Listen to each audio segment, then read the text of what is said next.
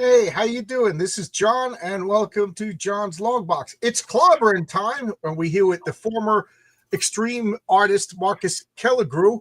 And I'm getting old. I'm formerly extreme. oh, oh, I said that. No, I'm I getting never. old too. I I can't did even change read that on me. anymore. I never. I'm too home. I'm not that all that comfortable with that. But if that's what they want. Yeah, but it was meant as a compliment. It's the funniest thing about that. I met Dan Panosian to get a picture with him, and he remembered, and he was a nice guy, and he's a terrific artist, and it is a compliment. And a non-image guy got the image compliment. It's very ironic. Yeah, it is funny that me and you are old school Marvel heads, It's and absolutely true. you got the image comment. You know. I wanted to say while we wait for people to come in, the pages you've been that you're doing from I know a little about it from the secret thing are terrific. They're very very terrific. That Renzo's really doing a bang up job. Man, that's the best he's done. And I don't want to put down your work. And I forgot to announce it today. I forgot to talk about it. No, you were doing other stuff. Yeah, well, for those of you who don't know, I don't encourage. By the way, I'm going to say this: I don't encourage that because I don't do it. I have no patience for it. But you do. That's fine. No, are we talking about the same thing? My secret project? Perhaps I don't know. Maybe we should. Maybe we're talking about two different things. But I got permission from the person that I'm working with to announce my project that's coming out in somebody else's comic. Maybe you should do it on Sunday. And yeah, well, I'll announce it again. Now you got me talking about. But Bill Williams has a comic called Punchline, and he's going to do Punchline Annual, and a whole bunch of different people are going to have 12-page stories, and I'm probably the least of the. I love the 12-page story, though. And me, Renzo, and Oscar are doing. Mel from Punchline is going to meet up with Metaforce, the main team in the Metal League. Jeez, I don't even know my own team. The Metal League. Metaforce is not a bad name. Well, there is a Metaforce. There's a Metaforce. That's an image thing. They're the 90s style. You're right. There's different eras. They had different names. But right now, they're the Metal League. And in the 40s, they were the Meta Society. You could have probably guessed when they were the Metaforce. But they're going to meet them, and they're having an adventure, 12 pages. And I've been showing pages from it. And I really, when Bill asked me about it, he said Bill Willingham is going to do a story. So right, I'm going to be in a comic book with Bill Willingham, one of my comic book legends. So I kept it under wraps because it wasn't my news. And then Bill told me to spill the beans. So I saw that. I like Bill. You should have Bill on again. Yeah, if you will have me. But so me, Renzo, and Oscar are doing a 12-page story where Mel from Punchline meets the Metal League, and then Bill Willingham's going to have a story. I have no idea what other people's story, and it's funny because Bill asked me. I was like, "Yep," and it was perfect timing because we were done with it. We were just about to start Patriarch #1, so we put Patriarch 1 on a little bit of a hold. And now we got our 12-page story pretty much drawn. It looks really nice, guys. Just about colored. Yes, but the same Bill who did Fables. So I'm going to be in a comic with literally one of my favorite and most influential comic book people to my life. Yeah, he's really influential to everybody. Yeah. Although I don't know, I was looking at that picture of the public eye, and he gave him a 3-piece suit there. Well, he changes. He doesn't really have a costume. I don't know. No, I know. I'm kidding around. Like we're talking about Femme Fatales. Jeez, I forgot what the stream was about. So that's right. As always, this is open invite. I'll star it so it stays there. News for Heroic Tales 2. Last night, I paid for the printing. So last night, it's got to be published. And because I'm a anal retentive nut job, this morning I called up. You're not, are you? You really? Yeah. I didn't know that. This morning I called up Comics Wellspring just to make sure that the files actually got there. They're like, yeah. But Comics Wellspring has the greatest customer service. They are super nice. Made in the USA, printed in the USA.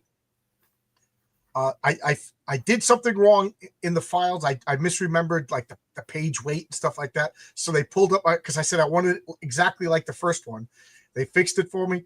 The proofs should be here in a week or so, they said. I'll get the digital proofs like real quick. But, I can't catch mistakes in digital proofs. I need a physical proof.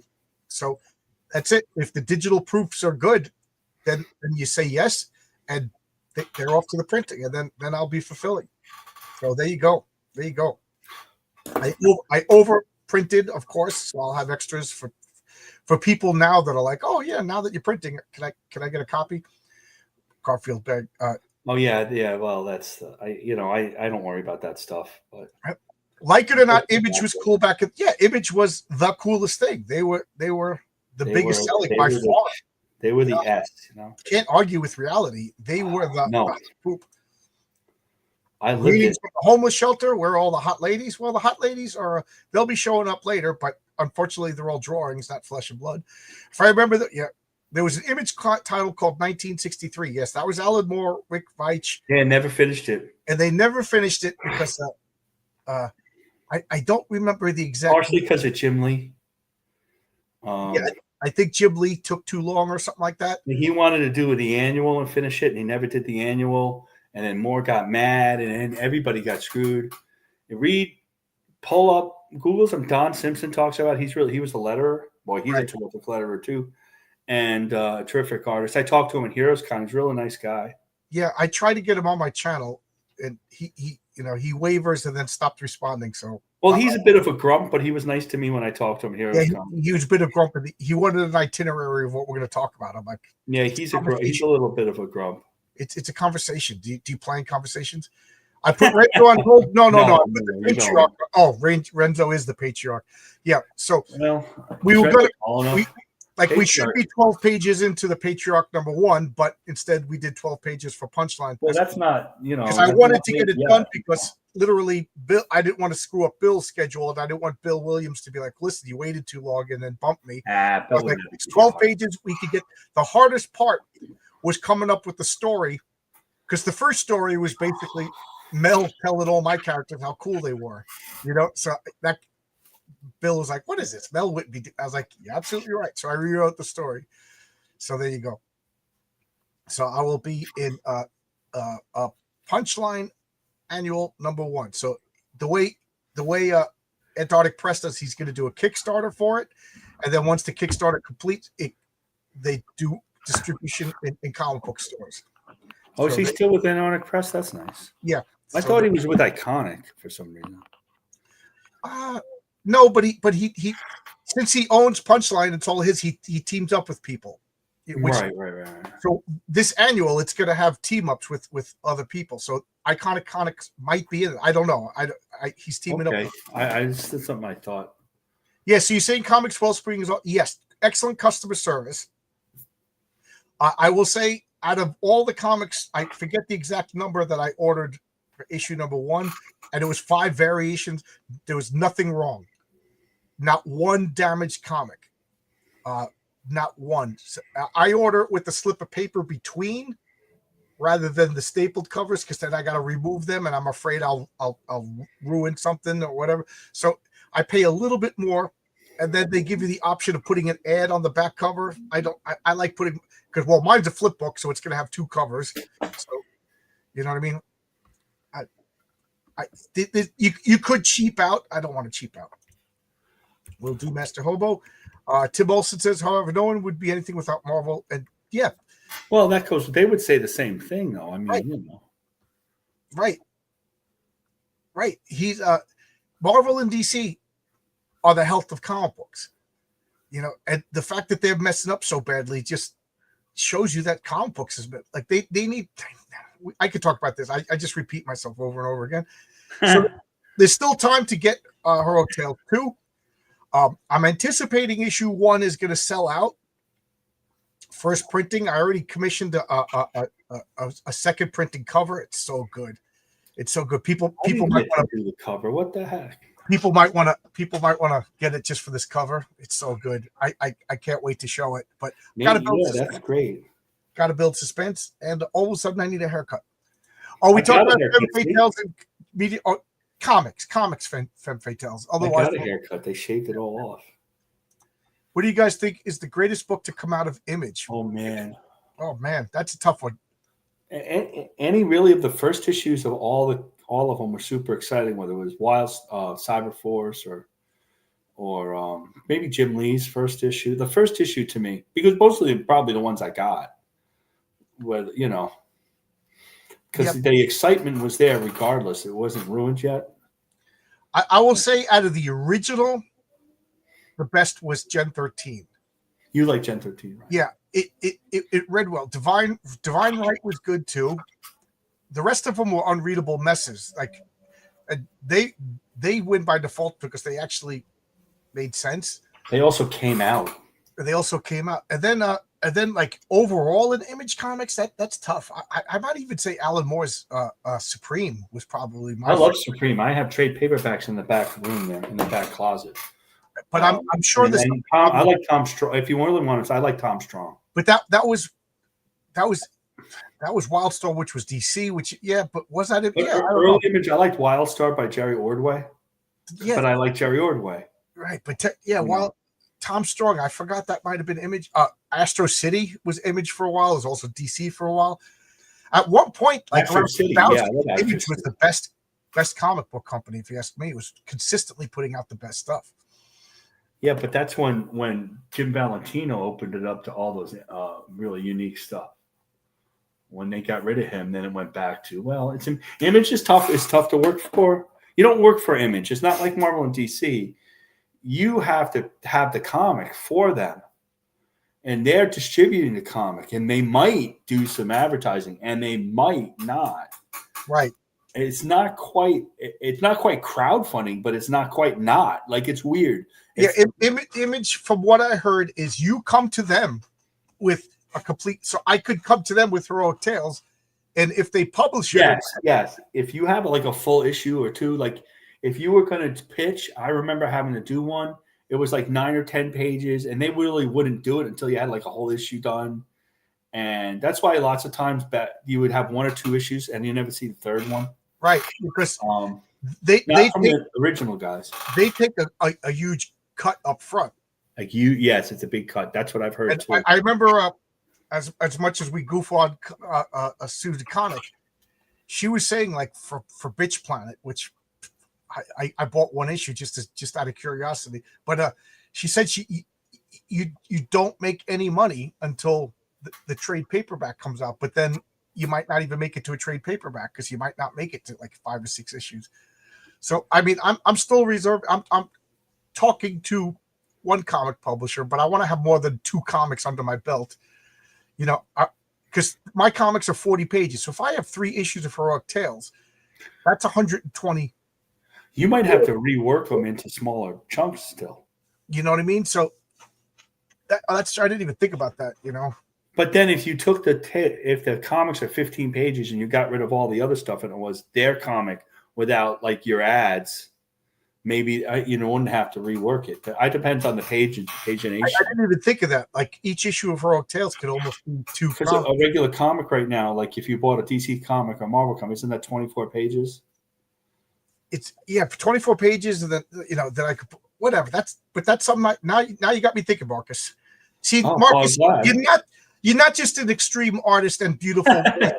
You're very intelligent. Tell me you could cook and you're the whole package. Well, I'll tell you, I'm thinking about this is new. I just thought of it like this morning because everybody bothering me about when am I going to crowdfund a book, which I'm watching you guys crowdfund has kind of cured me of wanting to. That's the joke I say. But I'd like to take, if I can find them, I can't even find the copies of my Captain Courage. My writer has the pages. That's not a big deal. That I'd like to light box the pages and fix them up for publication, but it'd be a very slow burn. It's something I would just do on the side for a while and see how that would go. Because I have I have 16 pages nobody's ever seen. Oh wow. That I didn't even publish, that are done, like not lettered. Everything would have to be relettered anyway, but they're done. And then the other ones that are in my comic, I would just republish them because who saw that? I mean, well, actually, I have 600 copies and we don't have any left, so maybe a lot of people saw it. But basically, I would put it all in one book. Ironically. So Tim Olson says, I would rather work in the convention circuit. That is that's not possible for me because I work a full-time job. I talked to Paul Thayer. We know Paul goes all the conventions, and I talked to him at HeroesCon for a lengthy period of time. And his business, as we know, are based on going to all the conventions. Right. And you've got to get off work, and he does have a job, and his wife's got a job, and you've got to go to all the cons, and you got to publish all the comics, and you got to put out all the money first. And he does. He sells it. I have his trade paperback. I am this close to retiring, so maybe when I retire. But right now, I would just because I love comic book stores, I would love to just get into comic book stores, and then maybe do the convention circuit thing, which also, now that I'm talking about, tomorrow is New York. Well, today is New York Comic Con. Tomorrow is the Saturday. I did not buy a ticket because I just forgot. For some reason, I thought it was next month. And then I'm looking at all the scalper sites. I'm not paying 300% markup for Comic Con ticket. The tickets of our Comic Con are super expensive anyway. Right. So I refuse to go to the scalper thing. So I didn't get a ticket to a Comic Con. But last year I went, and afterwards I met like Aaron Sparrow and Vaughn. Well, Aaron is there. And, right. I met a whole bunch of guys, and we all hung out and went out. So if I could get confirmation that other people are willing to hang out after the convention, I'll go, because I'll just go early. I'll go to my favorite Chinese restaurant, get this food that is Joe Shanghai's in Chinatown. If anybody is interested, you can meet me there and get the best Chinese food you'll ever eat. I'm so down here. And then hang out with people, provided it doesn't rain. So there you go. Just DM me, my Zenturian at Zenturian 2000. Oh. Hello, everybody. I like that everybody's polite and talking to. Image has the best comics in mainstream right now. Yeah, people are raving about it. I got to agree, because I don't get any Marvel or DC, so I'm just too bitter to get Marvel and DC. But I do pick up some Image comics. So, and I believe Image is not accepting superhero comics either. So there I go. I'm screwed. Why not? Could do a graphic novels, comics with better story and more pages. I tell you this: Patriarch #1 is 45 pages of story. So, and we got to make it divisible by 4 to publish. So, I'm going to put a letters page, so that makes it 46. I want to put a merchandise page, so that makes it 47. And I don't want to put the goofy ads in Patriarch #1. So, I want to put a map of Science City. So that'll bring it to maybe what is 48? So maybe it'll be 48 pages. If maybe even 52, because I think I might make like a brochure. I'm like, you turn the pages, Science City, like welcome to Science City, and then an article by Regina Lopez about the history of superheroes. I'm keeping it vague because you got to read the comic. Well, I'm starting out, so it's Authorpalooza. I just signed up for Gem State Comic Con, and I don't know when I'll. Okay, cool. Tim Olson's doing it good. He's selling. Conventions are a lot of work. I recommend doing small shows for a while before attempting New York or both. Yeah, there's like small conventions by me. There's one out in Riverhead. There's one out in Garden City. There's stuff that I could do on a Saturday. Because I got a rough job. And I can't take off. My job, unlike most jobs, if you take off, you just don't get paid. There's no paid time off. We get paid quite good. So if they call it on the arm, and the foreman is like, you want to take off? Whatever you can afford, brother. So it makes you feel guilty. That's great. Right. They make you feel guilty. But it's funny because they're all like, oh, you sneezing? You should have taken off work. And then you call up, you're like, dude, I'm sneezing. Like, you baby. So I know. I also might get a vendor's license. I don't take enough days off. I have a PTO, and so I could actually take days off, but I never do. I would love paid days off. Are you working Monday? No, we work. We are off too. Yeah, it's New York. It's a liberal state. We're not going to honor Columbus Day. Maybe next year. Maybe next year because of Trump.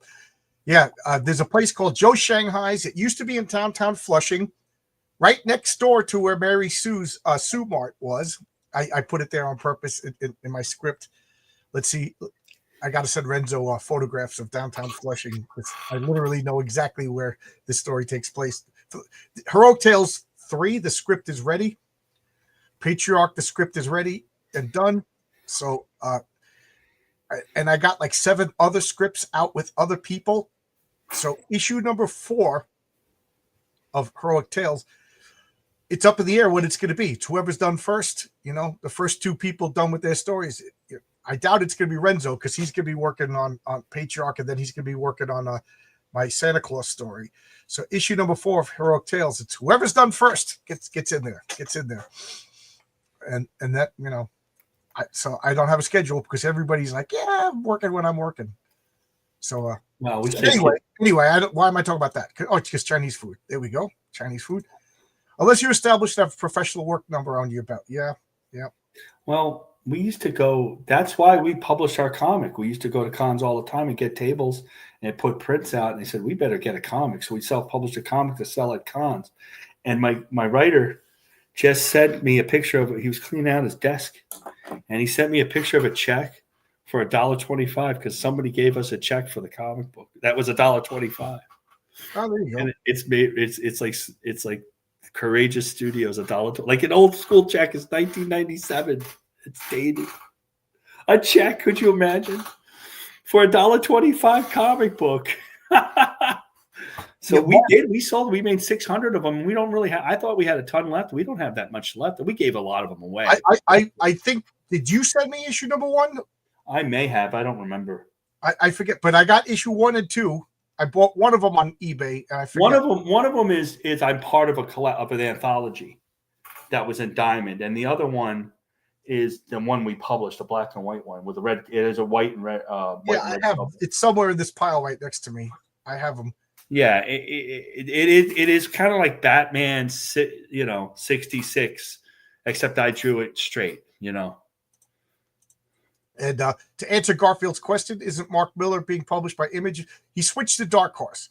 He brought everything over to Dark Horse and Netflix. So Miller World it was Image Comics, and before that, it was like Kick-Ass originally was I can't think of the name of the studios, but it was like a Marvel imprint, and then went over to Image, and now it's over to Dark Horse. But his crowdfunding has nothing to do with Dark Horse. But his crowdfunding, that's one thing I want to ask him. He says he wants to come back on my channel. We were just talking the other day, and he says he wants to come back on, but he's traveling right now.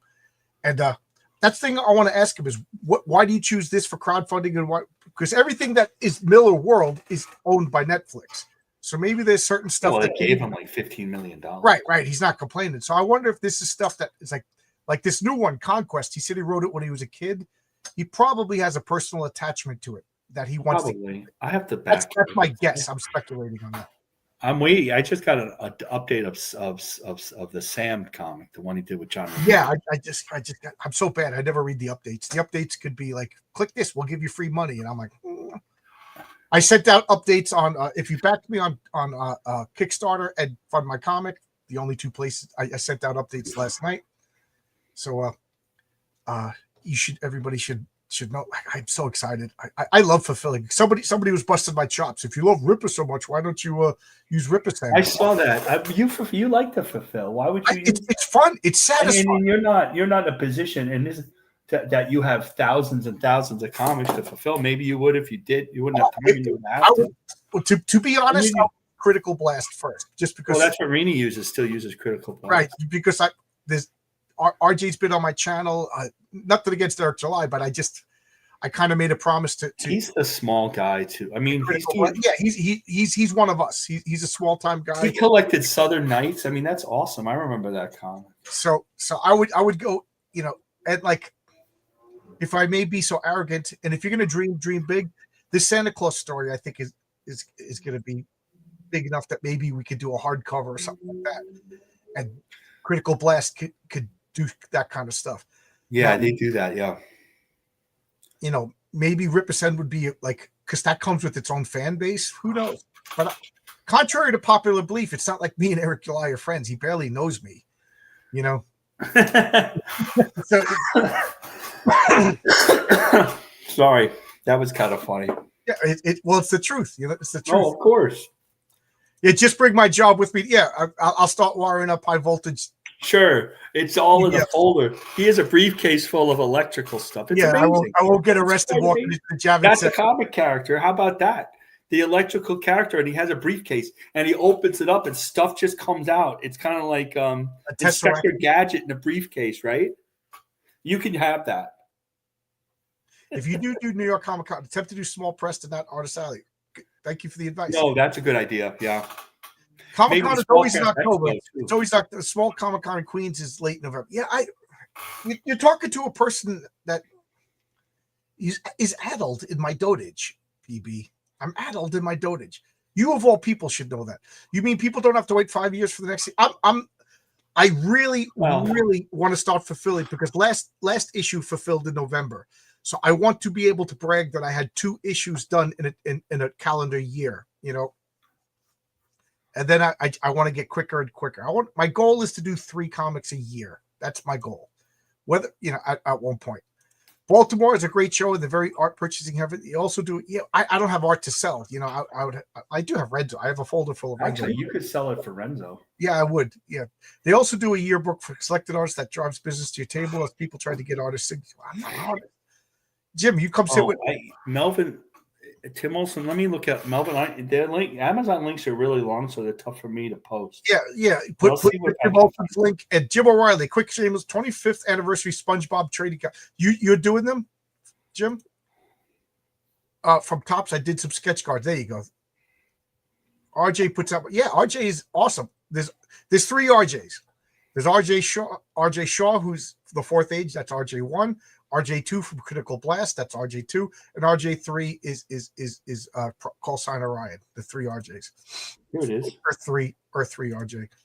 Let me see if how this link will go, Tim.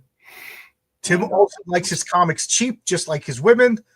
And the Melvin number 2 is only 41 cents on Amazon. There you go. That's go to Amazon.com and just put in Melvin comic and you can see 0 and right comes up as issue 0, 1, and 2. The link is like way too long for this for me to post, so I apologize. I'll see if I can find a shorter link. Is Miller World owned by Netflix? I thought they have a creation and distribution deal. I could be wrong. I don't know exactly. I think that Miller World's movie and film rights are owned by Netflix, but I think the comics are you know, Mark Millar's and then exclusively just that's what I think. But the legality stuff, I don't know, and I should ask, but I don't know. I'd rather talk about laser beams and superpowers and stuff like that than legality. But that's my take: is that when Mark Millar makes a comic book, it automatically part of his deal is it's automatically bought by Netflix as movie rights. Whether or not Netflix makes it is another story. So Per Berg got Netflix money for Vatican City. Whether or not there's going to be a Vatican City movie, comic book, well, it already was a comic book. That's stupid. But you know, whether or not there's going to be a movie, cartoon series, you know, or Netflix series, he you know, that's part of it. So literally, when Mark Millar says, "Hey, you want to draw for me?" what he's really saying is, "Do you want to be a millionaire?" You know, we need RJs to. Yeah, there shall be only one RJ. There shall be only one RJ. Keep going and keep the dream alive. Thank you, Jim. And all right, so we got a bunch of people watching. I'm going to put the link in one more time if anybody wants to come in. And where's Tony? I saw he had a comment earlier. So tonight's topic is it's clobbering time. The hot chicks are going to fight. So we're going to bring all the milkshake to the yard. So I just said, and we're going to limit it to comic book characters because we could talk all night about movies and. Okay, yeah, I was wondering about that. So, I in the thumbnail I put the DC versus Marvel. So, okay, here's the link to Melvin. There you go. From what I heard, Mark Millar treats his artists very, very well. Yeah, and he says that he picks people that he enjoys their art and that he trusts. And he doesn't meddle. He's like, here's the script. And then he starts working on something else. And it's just like, yeah. You're the pro. You're the artist. You know, I wouldn't work with you if I didn't trust you. So, you know, like John Romita loves that. Just John they Romita, work well together too. Yeah, they just go to town, you know.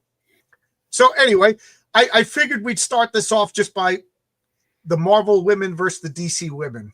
And if we expand from that, we'll expand for that. Well, we get to define what a femme fatale is. Like you put this Wonder. I don't think of like Wonder Woman as a femme fatale. Tony, come on in, and if it's unbearable, then we'll do it. I can always do what we did before. Yeah, I was told to get a new mic. Just a matter of fact, today I hear you fine. I mean, I don't use a mic, and nobody complains. I don't think I look that good on this. This is crazy. I have the channel. You know what I mean? People are like, you have the channel. You've been doing it for years. You got to buy a mic. And then they're not that expensive. But Tony, come on in. My son has a mic when he used to do his gaming stuff on Twitch. Boy, I wish I could have his. This is my top 20 games. I wish I had a copy of that. I'd send it to you, and you could watch him say which ones were his. This was a few years ago. Because you'd like that, it's the same games you have. So, yeah. All right. So you brought up a good point, Marcus. You want to tell us what a femme fatale is? So when I think of a femme fatale, I think of a dark, like evil, almost not evil, who's kind of like trying to feminine. The Dragon Lady is a femme fatale, or sans serif. They're trying to get in with the hero and then stab him in the back at the same time. They're like the head of a gang. They're basically a criminal, but not always a criminal. Modesty Blaze is a femme fatale. Black Widow, if Marvel, the original Black Widow, not the superhero Black Widow, like who came in and she was just dressed as a Russian and she had the veil. She dressed like a widow. To me, that's what that is. So it's usually the film noir thing, Postman always swings twice. That's a femme fatale in that movie. And Double Indemnity had a femme fatale. They don't really have them today in movies so much. Body Heat with Kathleen Turner, that's a femme fatale to me. Now, I don't want to get into Hollywood, but that's just the definition. I can get the regular definition now.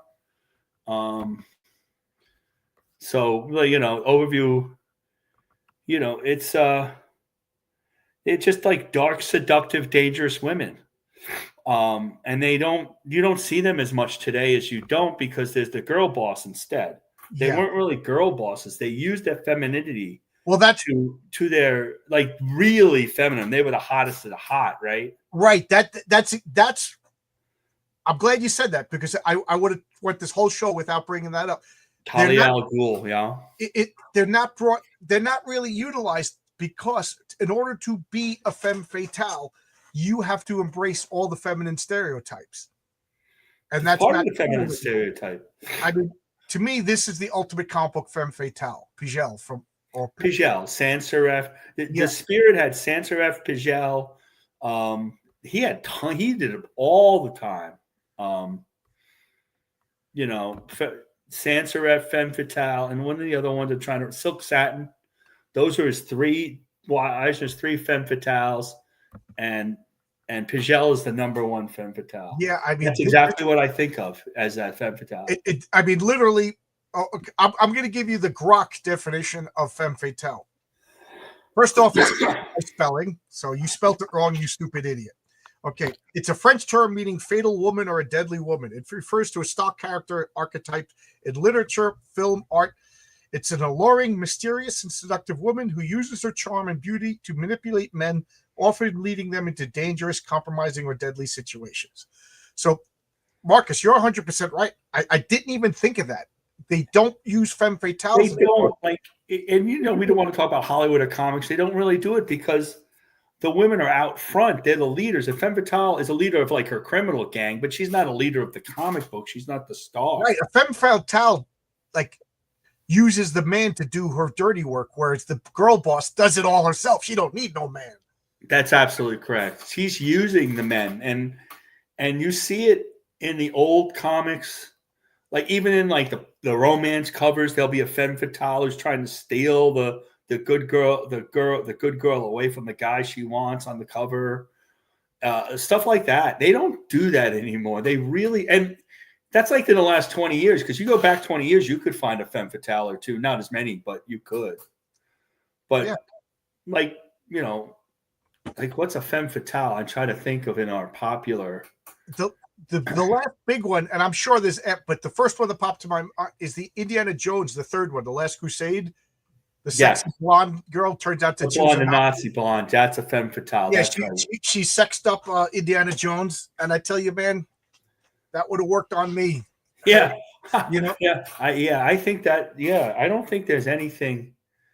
They're either equal partners or they're the boss themselves. And sometimes it works out, but it's not the same as it was. No. And nobody really does film noir anymore. They don't do it in comics, and they don't do it in movies and TV shows much anymore either. So, yeah. But Pigel, this woman right here, she was French, and she was just seductive, and she was always hitting on the spirit. And the spirit was to me, the spirit is the ultimate, like that trope of the hero being hit on by all women, but even all women. Yeah, that's right. He was tempted, like Sans Serif, he was tempted by it, and one of them was his girlfriend when he was a kid. Right, Sans Serif was his girlfriend, but Pigel, he knew she was trouble. You know, even when she was like literally like throwing herself on her, covering him with lipstick, and he was like, "I'm getting the F out of town," because he knew. And then it turns out she has a string of dead ex-husbands. And she's like, but look at me, you know, like this guy died of a heart attack. Oops, I inherited a fortune. This guy died of and she always said they died happy, you know. So she's Garfield's Bizarre Adventures, Talia al Ghul, that's a femme fatale. Emma Frost at one point was a femme fatale. Absolutely. Yep. Time moved on without me. It always does. I'm an old man. Nobody cares. Not as old as me. Nobody cares about that anymore. So I figured so now we defined what first off, it's good to see you. I'm glad you came back. I hope I didn't hurt your feelings with the microphone. Not a problem. But, do it sound okay? It sounds it's last time whenever you weren't talking, there was just a it was just noise. Okay. But I'm not hearing it now. So I got to get a microphone too. Yeah, the microphone works. All right. Okay. Cool. Thank you. Yeah, you sound good. So I figured the easiest thing to do was we'll take Marvel, and we'll talk about all the femme fatales from Marvel, and we'll talk about all the femme fatales from DC, compare them both, and then during that course, I'm sure we'll come up with others from other comic books, and we'll limit it to comics because we could go on and on from detective stories, and we could go on and on with our current conversation about what a femme fatale is. Actually, Tony, since you're the new guy, would you like to talk about the DC women or the Marvel women? I'd rather the DC women. I'm more DC oriented, but yeah. Cool. Sure. Tell us who are some DC. And while you're talking, I'll try to come up with images. Number one for me would be the Black Canary, the original Black Canary, well, they're the same. Remember, they made her mom. She wasn't evil enough. She was good, right? Yeah. Well, she started off as sort of a femme fatale.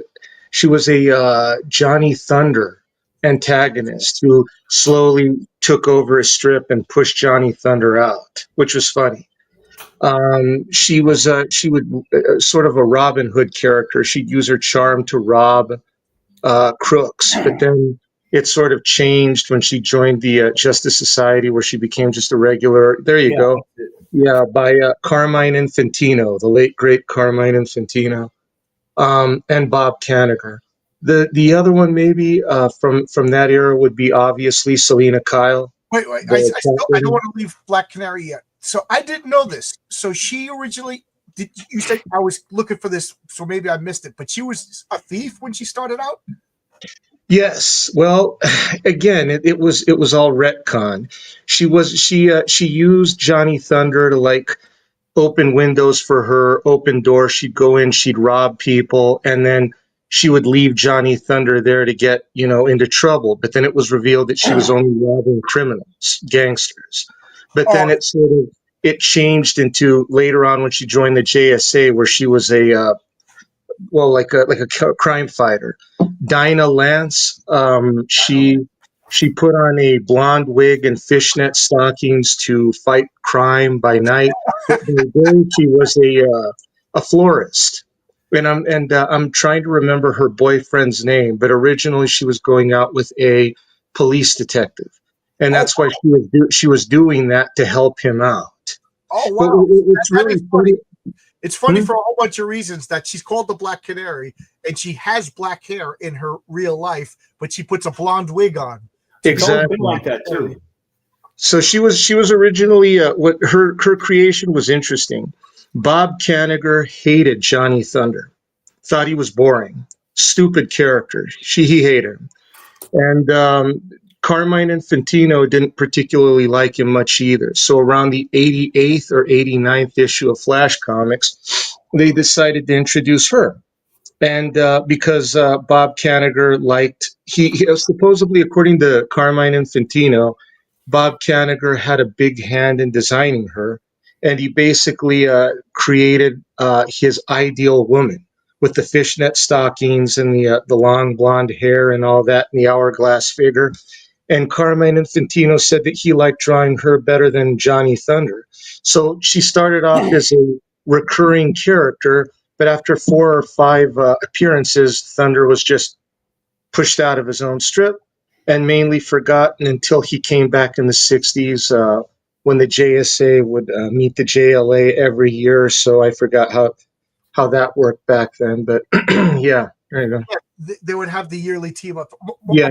You got to remember the yearly. JSA. Oh yeah, the yearly team up. Oh, so what they did was they decided at the end of the one, I think in 1968, they decided at the end of one yearly team up, the Black Canary didn't go back. She basically got into like a maelstrom of some sort and ended up on Earth 1 and joined the Justice League. Right. And then they retcon that Dinah Lance is the mom and the current one is the daughter, and did a typical DC mess. And then she got the sonic powers, Yeah, they kind of forgot about that, and she's just the Black the original Black Canary didn't have any powers. No, she didn't. She just kicked ass. That was it. Now I'm curious, Tony. Is there any did they just say Black Canary? Because canaries are yellow, Yeah.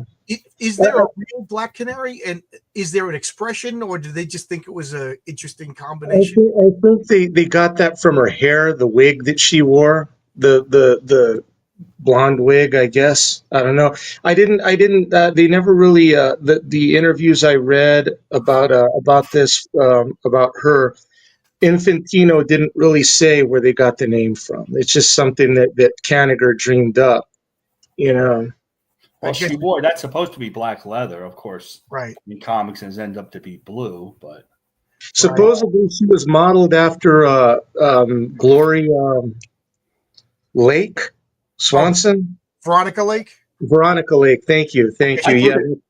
I did a villain. Speaking of femme fatales, I guess I'll just do this. I did create do a villain for a comic story that never got published after Veronica Lake. Yeah. Mm-hmm. I will tell you this. So I actually know a little about her. In the second appearance of the Public Eye story, it's a femme fatale, a classic sexy woman who uses her wiles to do murderous deeds. Oh, she looks just like Pagel. No. I know you'll describe her. I'm kidding. Yeah. I'm kidding. I'm not going to step. I do want to have a character that's an homage to all the Will Eisner femme fatales at some point, but I don't have. She's still floating in the ether. I'm not stepping on your toes. I'm kidding around.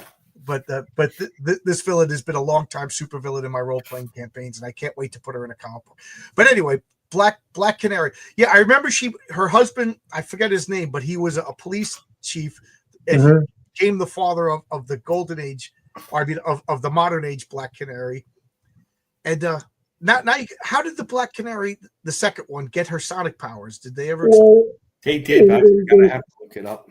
In the Silver Age, they fought the Wizard. The Wizard from the Injustice Society of the World from the 40s. Yeah. And he sort of cursed her in a way where she got the sonic powers. But then after Crisis on Infinite Earths, they made her into her own daughter and into her own mom, which was bizarre. So, weird. Yeah. So, I mean, she gets kind of convoluted. Her and Hawkman were probably screwed over the worst in Crisis on Infinite Earths. No, the worst. I do agree. Hawkman got screwed over. Black Canary got screwed over. But the worst was Fury from Infinity Incorporated. that character just got Oh, annihilated. yeah, I forgot about her, the Golden Age Wonder Woman's daughter. Yeah, yeah. So it says here that the Black Canary, the original is Dinah Drake, and then the other one's Dinah Laurel Lance, and that's the one they used in the TV show Arrow. Mhm. And that was 1969. It was Justice League 75, and she's the daughter of the original Dinah Drake. Right. Um, But yeah, I didn't. So Tony, we'll go to the next one after this. But I didn't know about the stealing. So when she showed up, she was stealing. Now, did they just say that she never stole, or they were just like, no, she was stealing? No, it was the reveal was she was stealing from crooks. Okay. She was she was a Robin Hood, but then later on, after she took over the strip from Johnny Thunder, she just became a crime fighter. Because remember, she joined up with the JSA around 1948, so that was like I don't know how long All Star Comics. I think they canceled it in '49. I'm not sure, but yeah, they changed it to All Star last year. yeah, she only had a few years with that until the whole thing was canceled. And then Gardner Fox brought her back in, I don't know what issue of the Justice League, 75. maybe 25, 30, something like that. Yeah. Okay. So who's next? I would say Catwoman, Selena Kyle. That is the Catwoman in particular. Yeah, DC Comics' first femme fatale, and she was a femme fatale. Her original first appearance, she was robbing jewels on a cruise ship, and Batman and Robin stopped her. And she did not have a costume then. She was just a beautiful woman with black hair and a green dress. And then Batman #3, they brought her back, and she had some weird, like, green dress, a lot of cleavage. There was like a spot there for a cleavage, and she had that iconic suit came out like Batman #9 or #12, somewhere thereabouts. But the costume she wore before was the most nightmarish thing. It was a dress with a cape like that, but she had a realistic cat mask. She like she had the head of a cat. It was the most weirdest thing. She only wore that for a few appearances, and then Bob Kane thankfully came to his senses and came up with that. How's that? Yeah, here it is, the one in the middle, the cat head. So there you that go. yellow dress was her first appearance? Yeah, the dress. Yeah. Well, she looked a little bit different than that, but yeah, that's more or less how she looked. I thought the dress was green, but the first appearance as the cat, not Catwoman, the cat in Batman Spring 1940. She was just a cat burglar, just a regular old cat burglar. Mm-hmm. Yeah, Bill. Yeah, Bill Finger. Bill Finger. Sorry. Tim Olson says the Golden Age sucks. Just my. I like the Golden Age. I love the Golden Age. I adore it. I can understand if you don't like it. It's kind of hard to step back in time. I mean, geez, the 40s was almost 100 years ago. You know what I mean? 60 years ago. It's hard to put it, but I do like the comics. I like the Golden Age better than the Silver Age. Me too. The Silver Age just got a little too goofy and wacky for my tastes, but the Silver Age had its charm too. But the amazing thing about the Golden Age is that like there were just a billion publishers, and they were throwing out all sorts of comics, and it's incredibly creative because they didn't know what else to do with themselves. Oh, the Green Llama, okay. Well, that's funny because the Green Llama, the word llama has changed. Back then, llamaism was another word for a monk. So he was the Green Llama, the Green Monk, but he wasn't green, and his costume was barely green. But you know, Tibetan lamaism was a buzzword back then. You know, like back then they would sell medicines as endorsed by Tibetan lamas. You know what I mean? So, but we lose that today. You know, I'm trying to think if there's any other superheroes that like just don't translate well into the modern world. That would be a funny comic. Is like superheroes that like their kids take on their legacy and they're just like, you know, the queer wonder. No, it's not what you think. You know what I mean? Well, they have a comic called Gay Comics. Yeah, there was a comic book called But gay meant happy gay. Gay has been one of the co-opted words, like the rainbow's co-opted, you know. The Well, thing that made me laugh was for Doctor Strange for the film. He always had that backstory of learning magic from a Tibetan monk or right. That's lama, right. and then when they made the movie, they made it into I never could figure that out. A woman with no hair, and she was from England or something. I only saw that movie once. They were so afraid to put an Asian guy there because they get canceled, even though there's Mm. nothing negative about the character. No, No, no. it was The truth China. is, they changed the ancient one from a Tibetan man because China wouldn't show the movie, so Exactly, turned it, exactly. That it was turned it. it into a Celtic woman. And it's funny because they finally had my diversity, and then they changed it to a white woman. They took it from a minority totally to please because China doesn't recognize Tibet. So if they had a powerful leader from Tibet in their comic books, Doctor Strange wouldn't have shown. That's But right. back to this horrible. Tell me about this. That is terrifying. That cat mask. Yeah, she was about two or three appearances like that She should go until back like to that mask. yeah, like until about Batman number 9. I think it was number 9 where she got that iconic suit. That is her iconic suit right there for me. I love. Yeah, I do love that outfit. And I especially love when Alan Davis draws that costume. I'll see if I can find an image of Alan Davis drawing Oh that. yeah, it looks really good. There's a one maybe I could introduce. She's not DC Comics, but she's from the comic strips of the 40s. Anybody here familiar with Terry and the Pirates? Yeah, Dragon Lady. Dragon. Dragon Lady. There Oh you yeah, go. she's the first. Mhm. She's the first femme fatale, Exactly. and she was Exactly. used as propaganda for the Allies of the United States in World War II. And I would also like to also add another one. She's not DC. She's Hillman, but she's quite old. Valkyrie from Airboy. Yes, I think she was a femme Yes, and fatale I airboy. love that character. I as a massive Airboy fan as I am, She liked young Valkyrie. boys. Hmm. Yeah, I, I'm that's just right. Fred Kaida drew that. Hmm. I'm Or just Kita. getting an image of the Dragon Lady. Just one that's since you're talking about him, I might as well. Well, that's when I think of femme fatales. That's what I think of. I don't necessarily think of Marvel and DC. A DC one that would be modern. Well, they ruined all of them. But who's supposed? Poison Ivy. She started off as a femme fatale, She and then really was a femme I, fatale. It I'll definitely. beg to differ. She started out as the opposite. She was manipulated. She didn't manipulate anybody. She was a fangirl geeking over a serial killer. You know how all women these days, my sister included, watches all these serial killer documentaries? That's what she was. She was the ultimate, pumpkin spice latte girl that got into it Right. and was manipulated by him. And he treated her like crap, but she kept coming back. Now, that is not a positive character, but it's an interesting character, and it was an original character, and it worked in the dynamic of the Joker was the star, and everybody radiated around him. But we can't have that in modern comics, so they turned her into a girl boss. Like that's like saying Batman's not a detective, Batman's now an astronaut. Like that's to me, they changed Harley Quinn so much. It's not the Oh, same. Harley Quinn. Jimmy and Amanda changed her. But right. But Terry the Pot, that's Dragon Lady. So who else did you mention? Oh, Valkyrie. Let me get a picture. Valkyrie. There's a beautiful cover of from the Airboy series from the '80s from Eclipse that was done by Dave Dave Stevens. Stevens, yeah. If you can find that cover, that would be like wow. Yeah, That's one funny. of my favorite comics covers ever.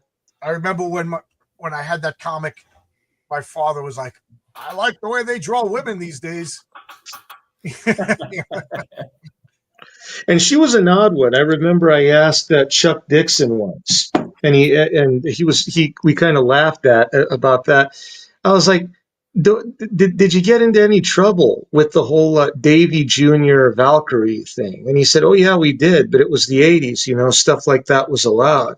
But when you think about it, it's so twisted. She was an ex-Nazi that fell in love with a kid that was underage, and then when the kid died, she fell in love with the kid's son.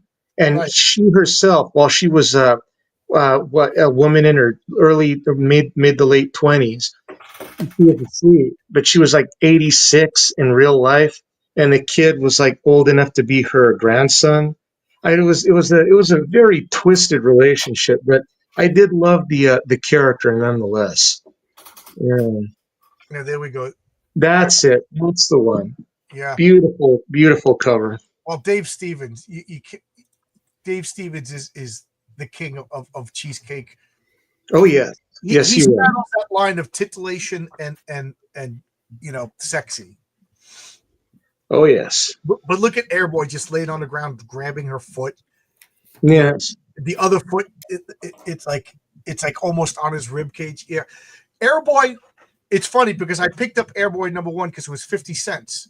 Mm-hmm. The other comic book was almost $1 at the time, so I was just like, yeah, I could get it. And it was a flimsy, and it came out like bi-weekly. Yeah. That's right. And I didn't realize it, but it was like Chuck Dixon's, not his first work, but it was his first steady work.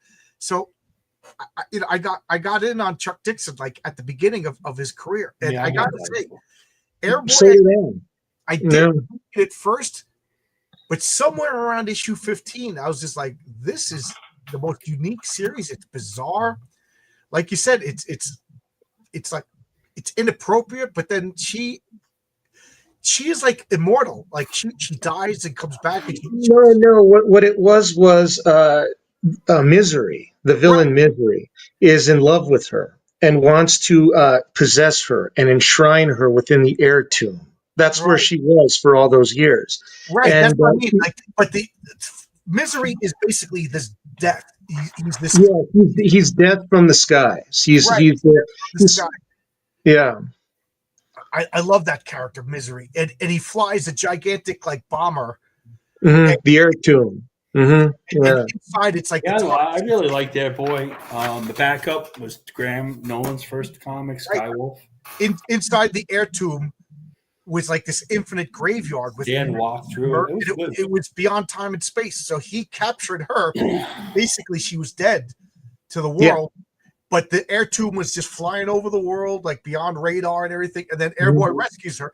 And every once in a while, when they need her to stay young and hot, she goes, Misery captures her. So that's what I mean when she dies. It comes like, does she die? Like, she literally goes to like the afterlife in the air tube. It's this weird. And then you got Airwolf, who's about as grounded as he could be, based on Chuck Dixon's father.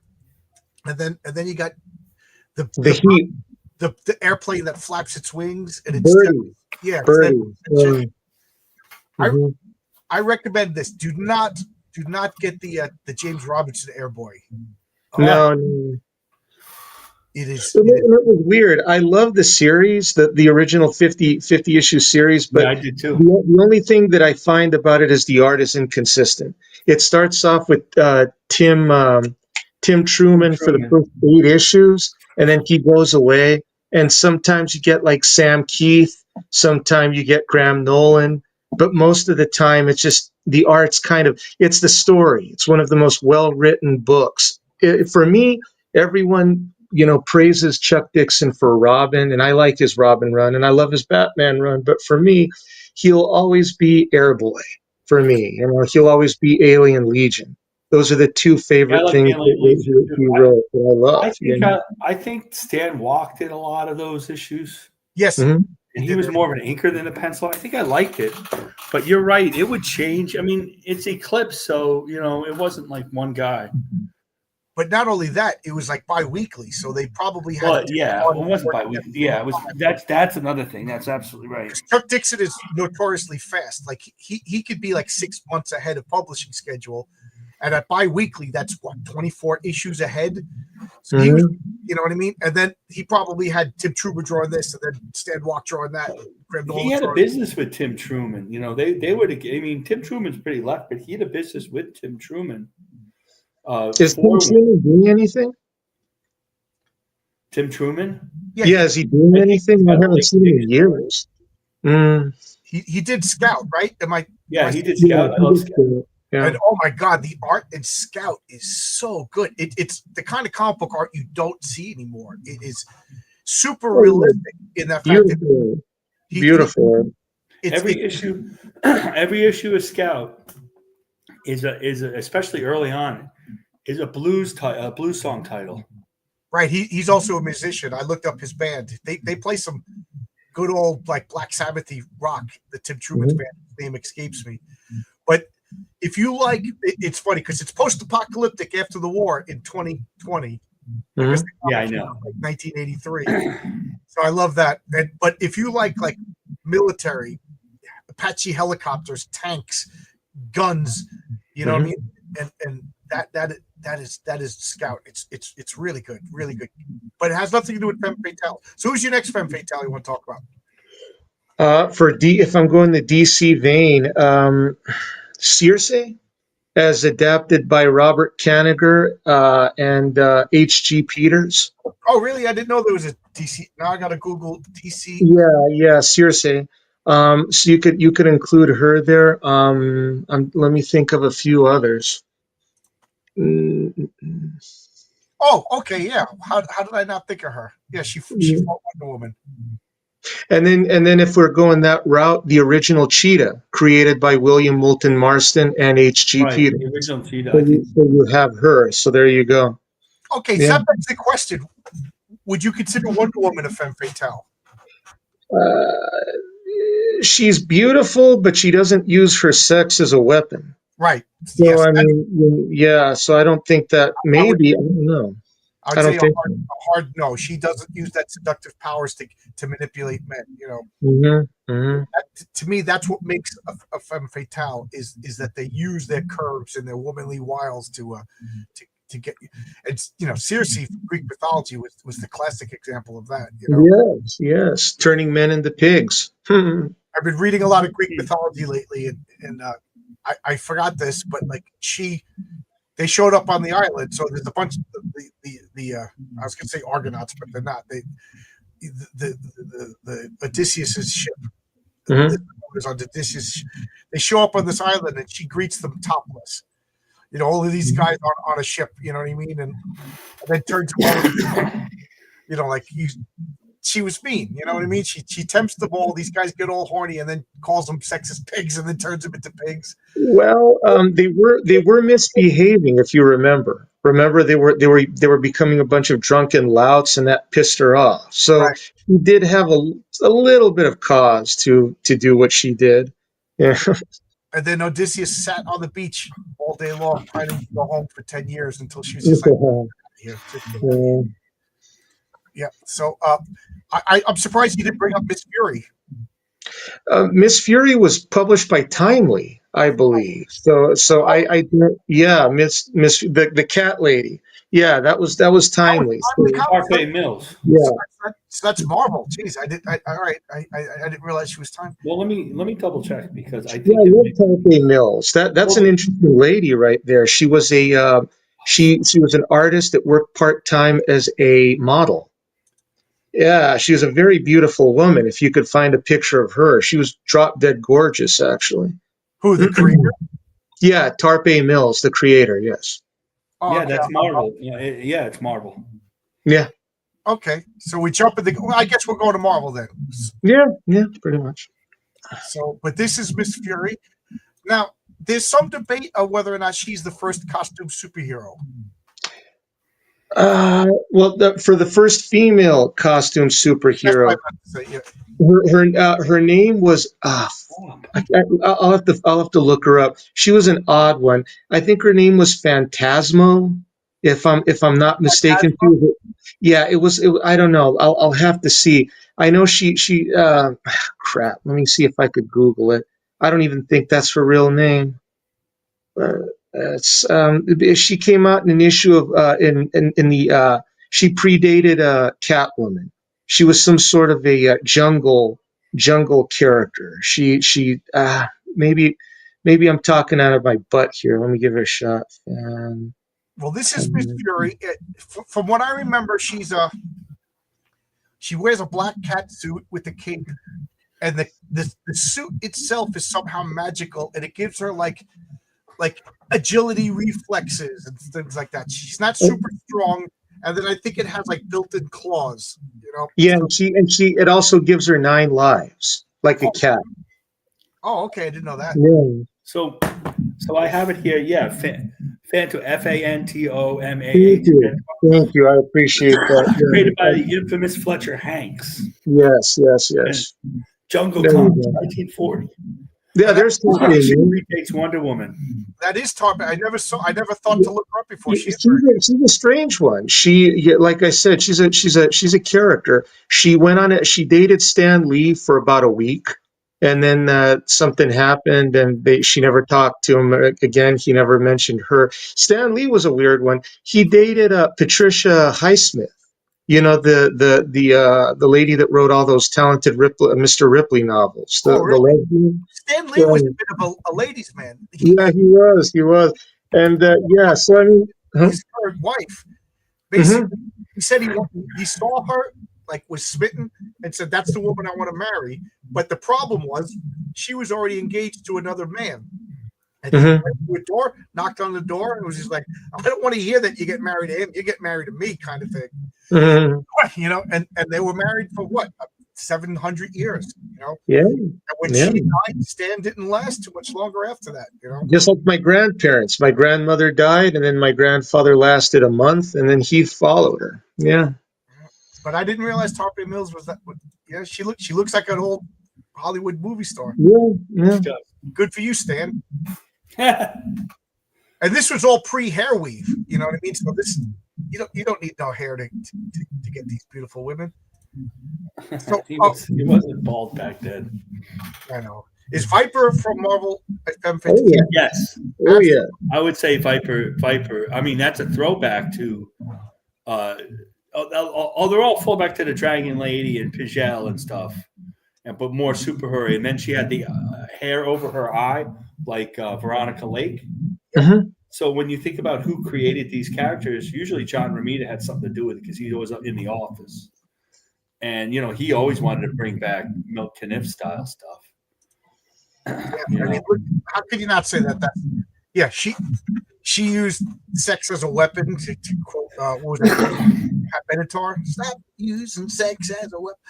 Yeah, and I love that she had like a disfigured face, and she used the hair to cover it up. Oh, yeah. Whitney Frost, Iron Man's Whitney Frost. Yeah. Oh, Madam Mask. Was that her? Yeah. Yeah. Yeah, she's another one. I'll look her up. In the 60s, they were all femme fatales at the beginning. In the 70s, they became more superheroes. Like the Girl Boss has been around way longer than we think. We just have a name for it. Well, they were better written than they are now. Well, that's right. Or they will go back and say comics are always political. And I read a ton. I grew up in the 70s, and they all had stuff to do with the environment or Ronald or Pat Nixon or whatever. But they were written enough that it didn't matter. It wasn't agenda filled. It was just inspired by the times more, and it was a little left, but it wasn't like it is now.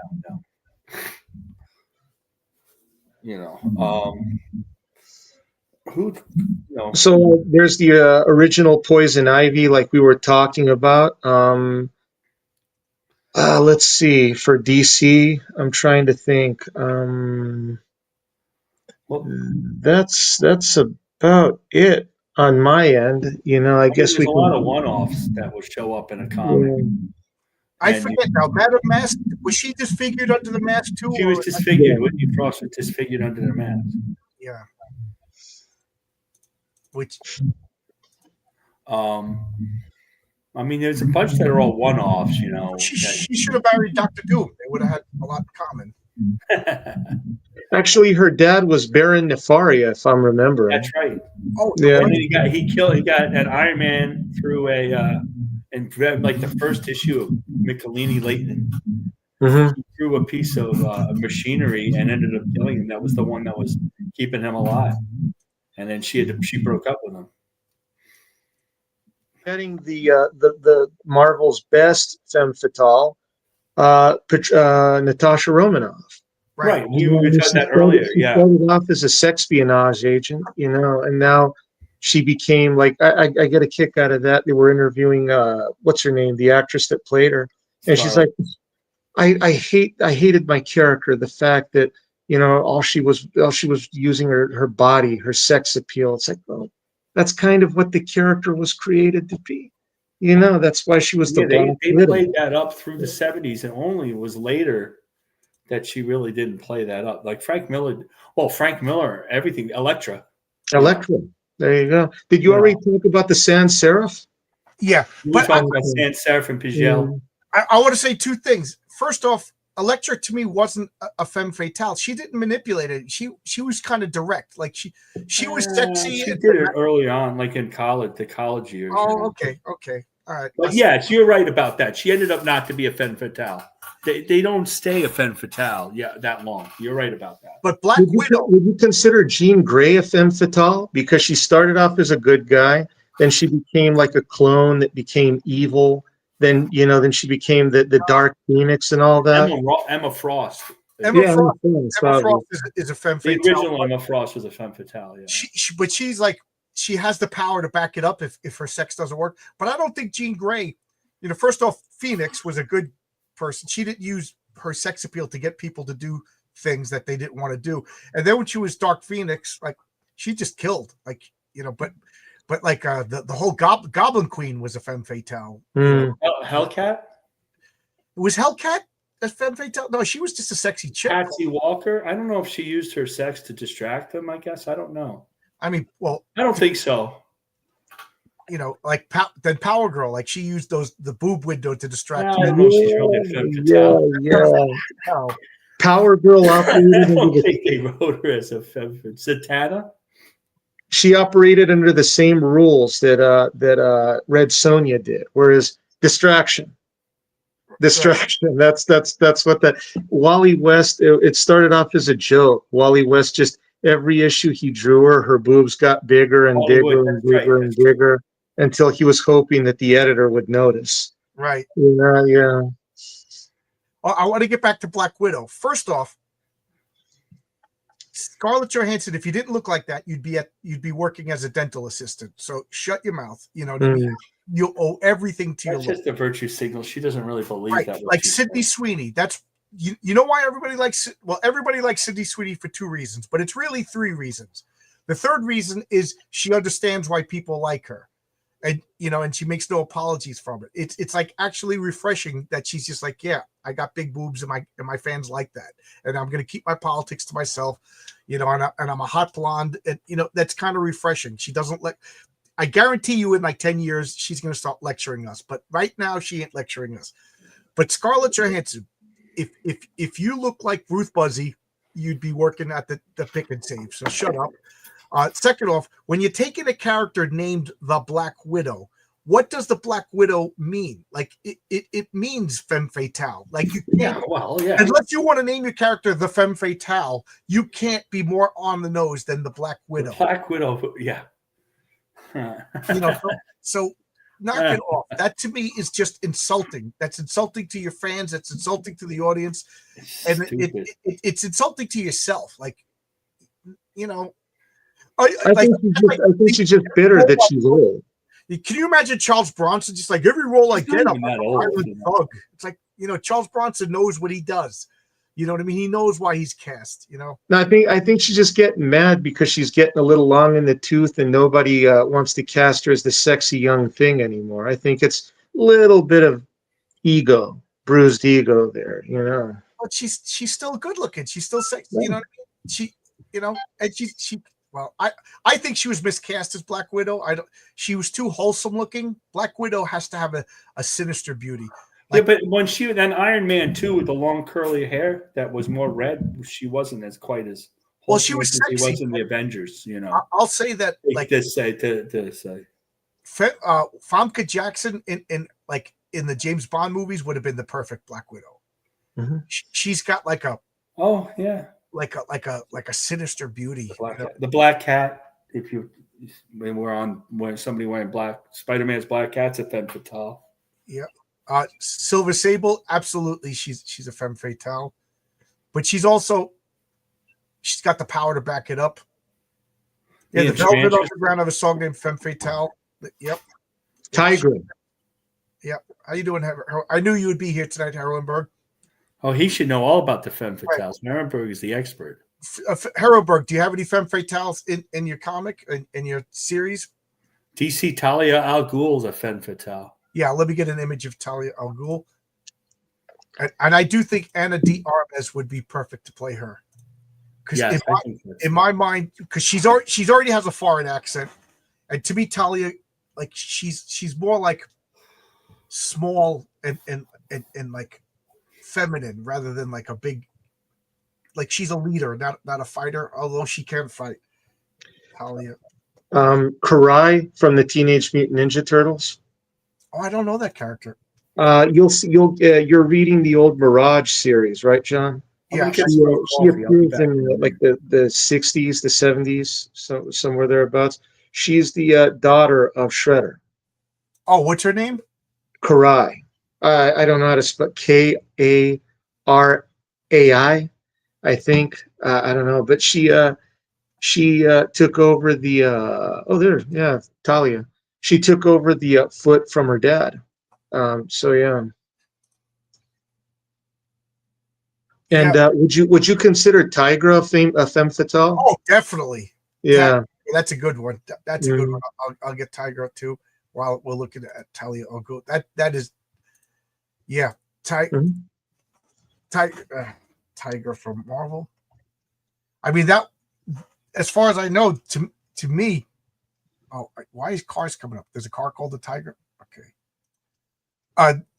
To me, she's the first like comic book character, female comic book, that actually they started to address that. Like, you got to tone it down. Like in the comics, they were like, you're causing a problem. Mhm. You know, in the West Coast Avengers, I don't know if it was John Byrne, but Don't remember.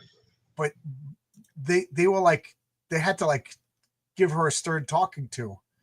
You know, like Ooh, I she. just picked up a really obscure one that very few people I think will remember, unless you're a big fan of the Bill Sienkiewicz run of Moon Knight. Stained Glass Scarlet. Oh, Stained Glass Scarlet was a good one. That Yeah, was a good one. That was a good one. she was. If you ask me, Stained Glass. Well, this is the first appearance of Tigra.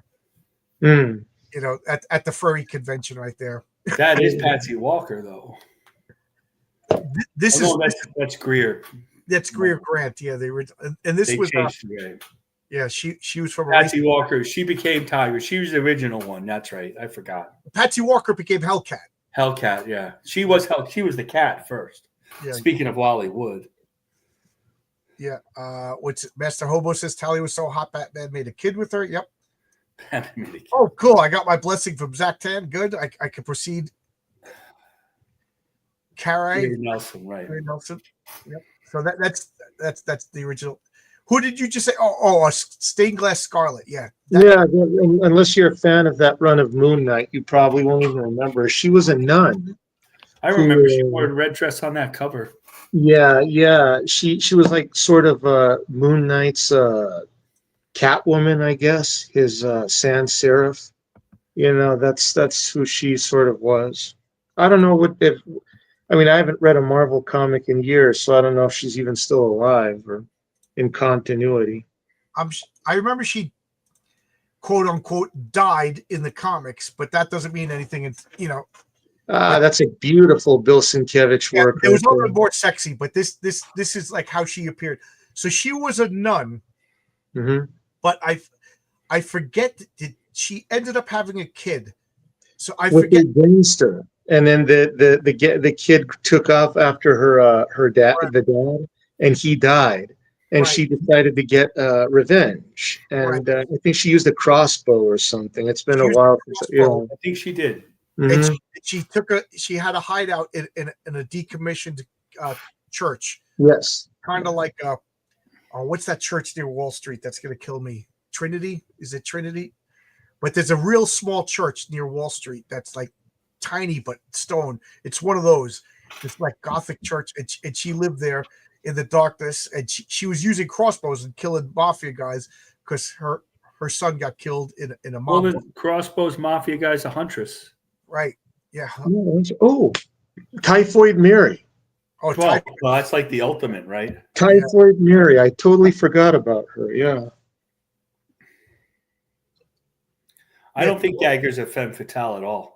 Yeah, I think Dagger's just sexy. If anything, she's sexy. She doesn't use her sex to get things. What about She's too Tyler? young. I mean, she was a Yeah. teenager too. She gets manipulated by Cloak. I kind of get disturbed by those comics. They What are about they're a little Psylocke? disturbing. What's that? Psylocke. Would you consider her to be a femme fatale? Yeah, I would. She Not Betsy, but Psylocke, yeah. Yeah. yeah, Or Yuriko, Lady Deathstrike. Lady Deathstrike. Yeah. What about Rogue? The original Rogue, not the Rogue that when she became good and fell in love with Gambit, no. But the Rogue that was kissing people to get her superpowers, yes.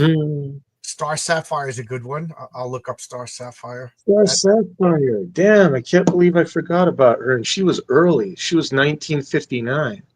Yeah, you're right. I mean, I think, well, what we were talking about earlier, that there almost you don't have too many femme fatales now because they're all girl bosses. It's because nobody knows how to write them, man. Right. So we all go, but all the superhero women, even though DC Comics, especially back then, were not particularly full of sex, they are femme fatales because that was part of being a villainess. Was the bad girl was sexy. Right. Well, like I said, they don't want to draw it anymore because Marcus, you made me think of it. To be a femme fatale, you have to embrace the stereotypical gender roles, and you know what I mean. And that men just want sex, and sexy women are weak and fragile. So, I can't beat up that guy. I'm so weak. You do it for me. I'm just a girl. That stuff's not gonna fly these days. So the whole femme fatale is a passe.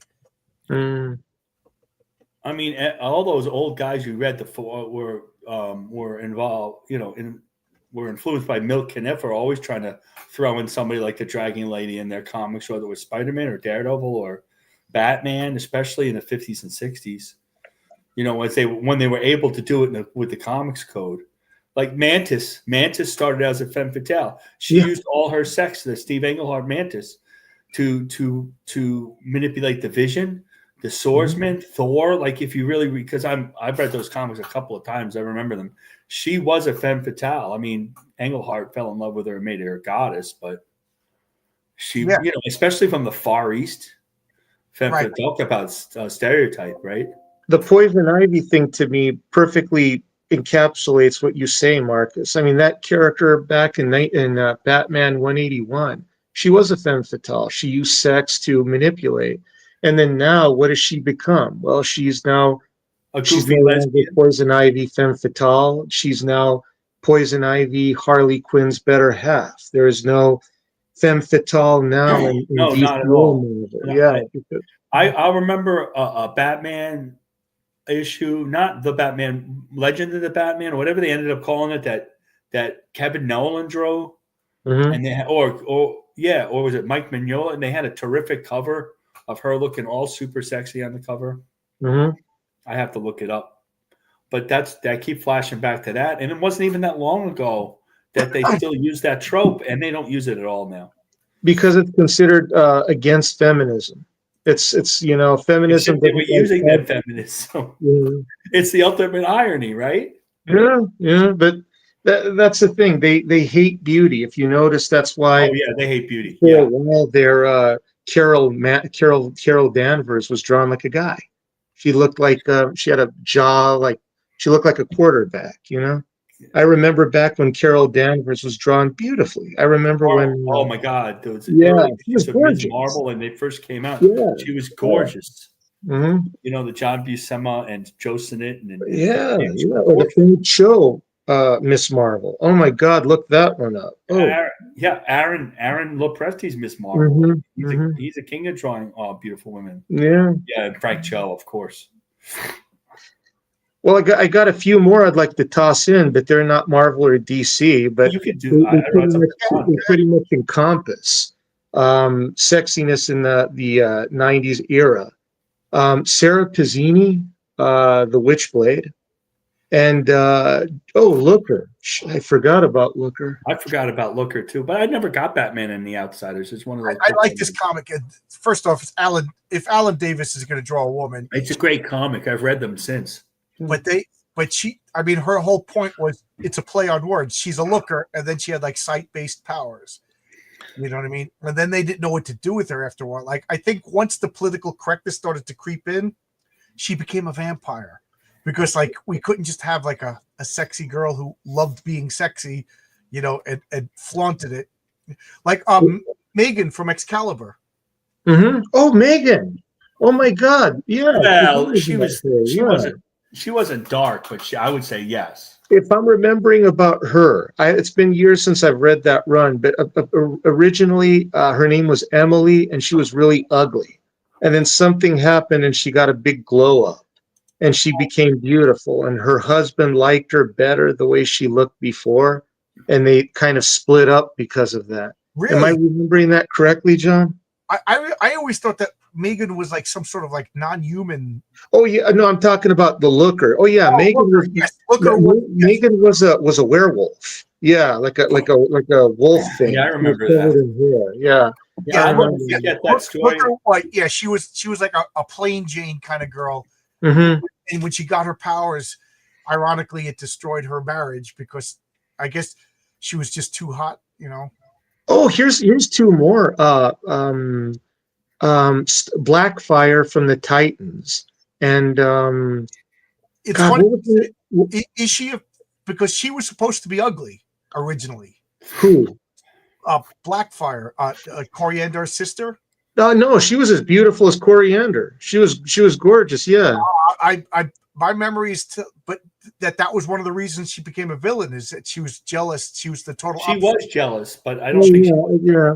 And then, but just like Kitty Pryde, who was supposed to be plain, she probably became good looking. And who's the girl from the Legion of Doom, from the Doom Patrol or the Legion of Evil? She could stretch. What was her name? Madame Rogue. Madame Rogue. That she was the femme fatale for Doom Patrol. Right. Beautiful French actress with long black hair that somehow got the ability to stretch or something like that. It's been a while since I've read those, but yeah. And again, I have Enchantress. That's the way George Perez drew her. I think she was supposed to be like because Coriander is just classically sexy, you know what I mean? Like objectively sexy. And I think Coriander was supposed to be more like stern, witchy looking. But yeah, I mean, and I don't recall her ever using her sex as a weapon. She was a blunt force instrument. She still had power blast. She would try to snipe Robin from Starfire. Remember? Occasionally she'd try to. If I were Robin, I would do that, man. Yeah.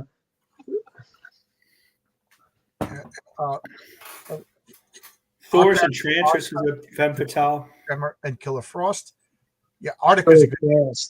Here's one Dolphin. Does anybody here remember Dolphin? Yeah, I remember Dolphin. Yeah. She originally, remember, she would take advantage of sailors that would try to do, and she'd like use her beauty to like. Oh, really? Mm-hmm. I remember there was a beautiful illustration of her done by Dave Stevens again, with she's swimming in the ocean with a pair of cut off Daisy Dukes, you know, and a really nice picture there. Yeah, Dolphin was going like again. I want to stress that a femme fatale. What makes them a femme fatale rather than just a hot chick is that they do use their allure as one of their weapons. Dolphin by Dave Stevens. Yeah, this is a great image. If I could find the one. Dave Stevens used to do a lot for Who's Who, for the DC Comics director. Did a bunch of stuff for them. Him and Alan Davis. Alan Davis did a Catwoman for an issue of Who's Who that was just incredible. It's funny. I had to turn off my moderation to get this image. You know, like I just never have my moderation on. You know, it defaults when I turn off the computer. It defaults to off, but I'm like, why isn't this image coming up? I'm like, I had to turn off the safe search to get this image. Yeah, Dave Stevens. I never read any of her pre-crisis stories. Post-crisis, she was always kind of portrayed as an innocent, kind of like Rima the Jungle Girl. She was written by I'm trying to remember who was the guy that created Space Ghost. Oh, I don't know. Oh man, Alex Toth. Who? Alex Toth. Yeah, and I think that was it. And she was just basically like, if I'm remembering correctly, she was only like maybe 4 or 5 issues of Showcase, and then she just sort of, it was one of those characters that never really caught on. They'd bring her back sporadically. In the 90s, she came back with Aquaman during the Peter David run. But in those original stories, she was sort of like she was she would like use her allure to try to fight pirates, sea pirates, and stuff like that, and smugglers. So that's kind of like what I thought I'd include her there. Yeah, Space Ghost, a ghost in space, a post. Yeah, Space Ghost to me, I always loved Space Ghost, the cartoons. Even I just love that costume. Even though it's I love that stuff. His chest symbol is himself. That's like Hollywood. That's like those Halloween costumes that we got as a kid. You were the Hulk with the picture of the Hulk on the chest. You know what I mean? It's like Hulk doesn't dress up. I have the Iron Maiden from Thunder Agents. That's a good one. She's legit. She's like just going after what's his bet? Dynamo. Len Brown. Now I forget his name. The most basic names of all times of Thunder. Dynamo. Yeah, Dynamo. I mean, she was all over. She was the most evil woman. She was all over Dynamo. It's funny when I say I'm wading through all of the Rock Band when I Googled Iron Maiden. Here's one. Yeah, right. Iron Maiden. You got to go through the Rock Band. But let's hold on, Tony. There she is. Yeah. This is her drawn by George Perez. Now, for those of you, we could go on. I could go on and on. Maybe I'll do Thunder Agents. I love the Thunder Agents. Maybe I'll do Thunder Agents #1 for the Sunday Comics. But because they're just like a forgotten great team with just bad execution. But well, the art was really good, but the stories were like right. The stories were written for children. Oh, clearly. Even like they were Saturday morning cartoon level writing. But anyway, this is Iron Maiden, one of the standout characters. She's a villain. And she had the hots for Len Brown, who was Dynamo, who was the super strong guy. And Len Brown was like a big, well-meaning goofball dummy kind of guy. Like, Yeah, he got captured as much as anything else. Right. And he had to wear that belt to give him the power. So if they took that belt away, he was screwed. Right. And the belt only worked for an hour before it needed to. Yeah, it was an hour. Right. That's right. So he would wait to the last minute before he hit the button. And then once you hit the button, you couldn't turn it off. So it's just like you hit that button, that's it, buddy. You know what I mean? So he had an hour to take care of business. But anyway, she would capture him all the time. And she would always hardcore flirt with him. It was hardcore. And then he would come home to headquarters with lipstick on his face. And then the girlfriend, the secretary, would get mad and break up with him. But when it went to the Deluxe Comics, and she was drawn by Wally Wood, so then she's like super duper sexy. Right. Now, this image is from the 80s Deluxe Comics. I got those books, yeah. And these comics, they did 5 Thunder Agent comics, and then they got a cease and desist because it was like a mix-up. They thought they had the rights, but I think I forget the publisher's name, but I think Carbonaro, I think he was trying to do the right thing, and I think he was just giving bum information. I'm going to give him the benefit of the doubt. He had to stop, and these were great comics. Now, the only thing is she captures Dynamo and on camera forces him to have sex with her in front of Dynamo's like girlfriend and teammates. Like she crosses the line. Like as Wally Wood was, it was still like innocent, wholesome, like like girl chases the boy and kisses him and you know what I mean, and then runs away.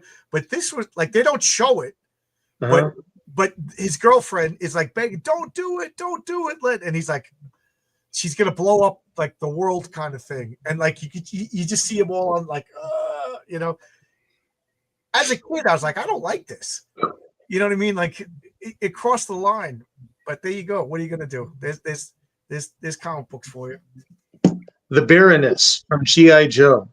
I just want to show you this. Oh yeah, right. The Baroness. Does she use sex as a weapon, or does she? Well, it's GI Joe, so it's hard to say. And Dude, she was in a black leather bodysuit. Can you see this? This is the Iron Maiden. Oh, nice.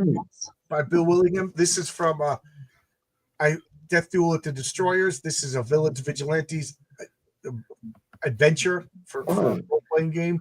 This is what it got me. But they couldn't use Iron Maiden. They turned her into Chrysalis in the Elementals because of this character. Everybody thought she was in the public domain, but it turned out somebody owned the rights. Who owns the rights to the Thunder Agents? I don't know. That's one of those things nobody knows. Like every once in a while, they show up. That's better.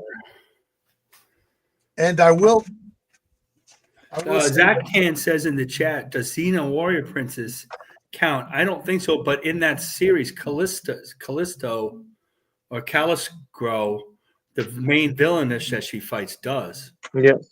She the blonde and she push up bra. This is Shapeshifter. She became the leader of the Destroyers from the Elementals, and she could shapeshift and stretch, and you can see her again. This is what a character sheet from Villains Vigilantes looks like. That's why my cards look the way they do. They're literally character sheets for Villains Vigilantes. So stop busting the guy who designed them for me. He did what I asked him to do. Not that anybody in this chat is, but you know who I'm talking about. But she is the most evil femme fatale. She uses sex as a weapon, literally, and I can't even begin to explain what she does. She has the greatest revenge, and it takes like 10 years in real time for her to get her revenge. And it is, your jaw hits the ground. It is unbelievable. Yes, she is the most evil, most petty femme fatale for what she plans and stakes it. Bill Willingham is an evil genius. Yep. And I kind of ignored the chat, so let's see. Does Warrior Xena Princess count? Okay, her track. Yeah, but does she use her boobs and hips? No, she really doesn't. She I watched that show. I enjoyed it at the time. It became a she's a warrior.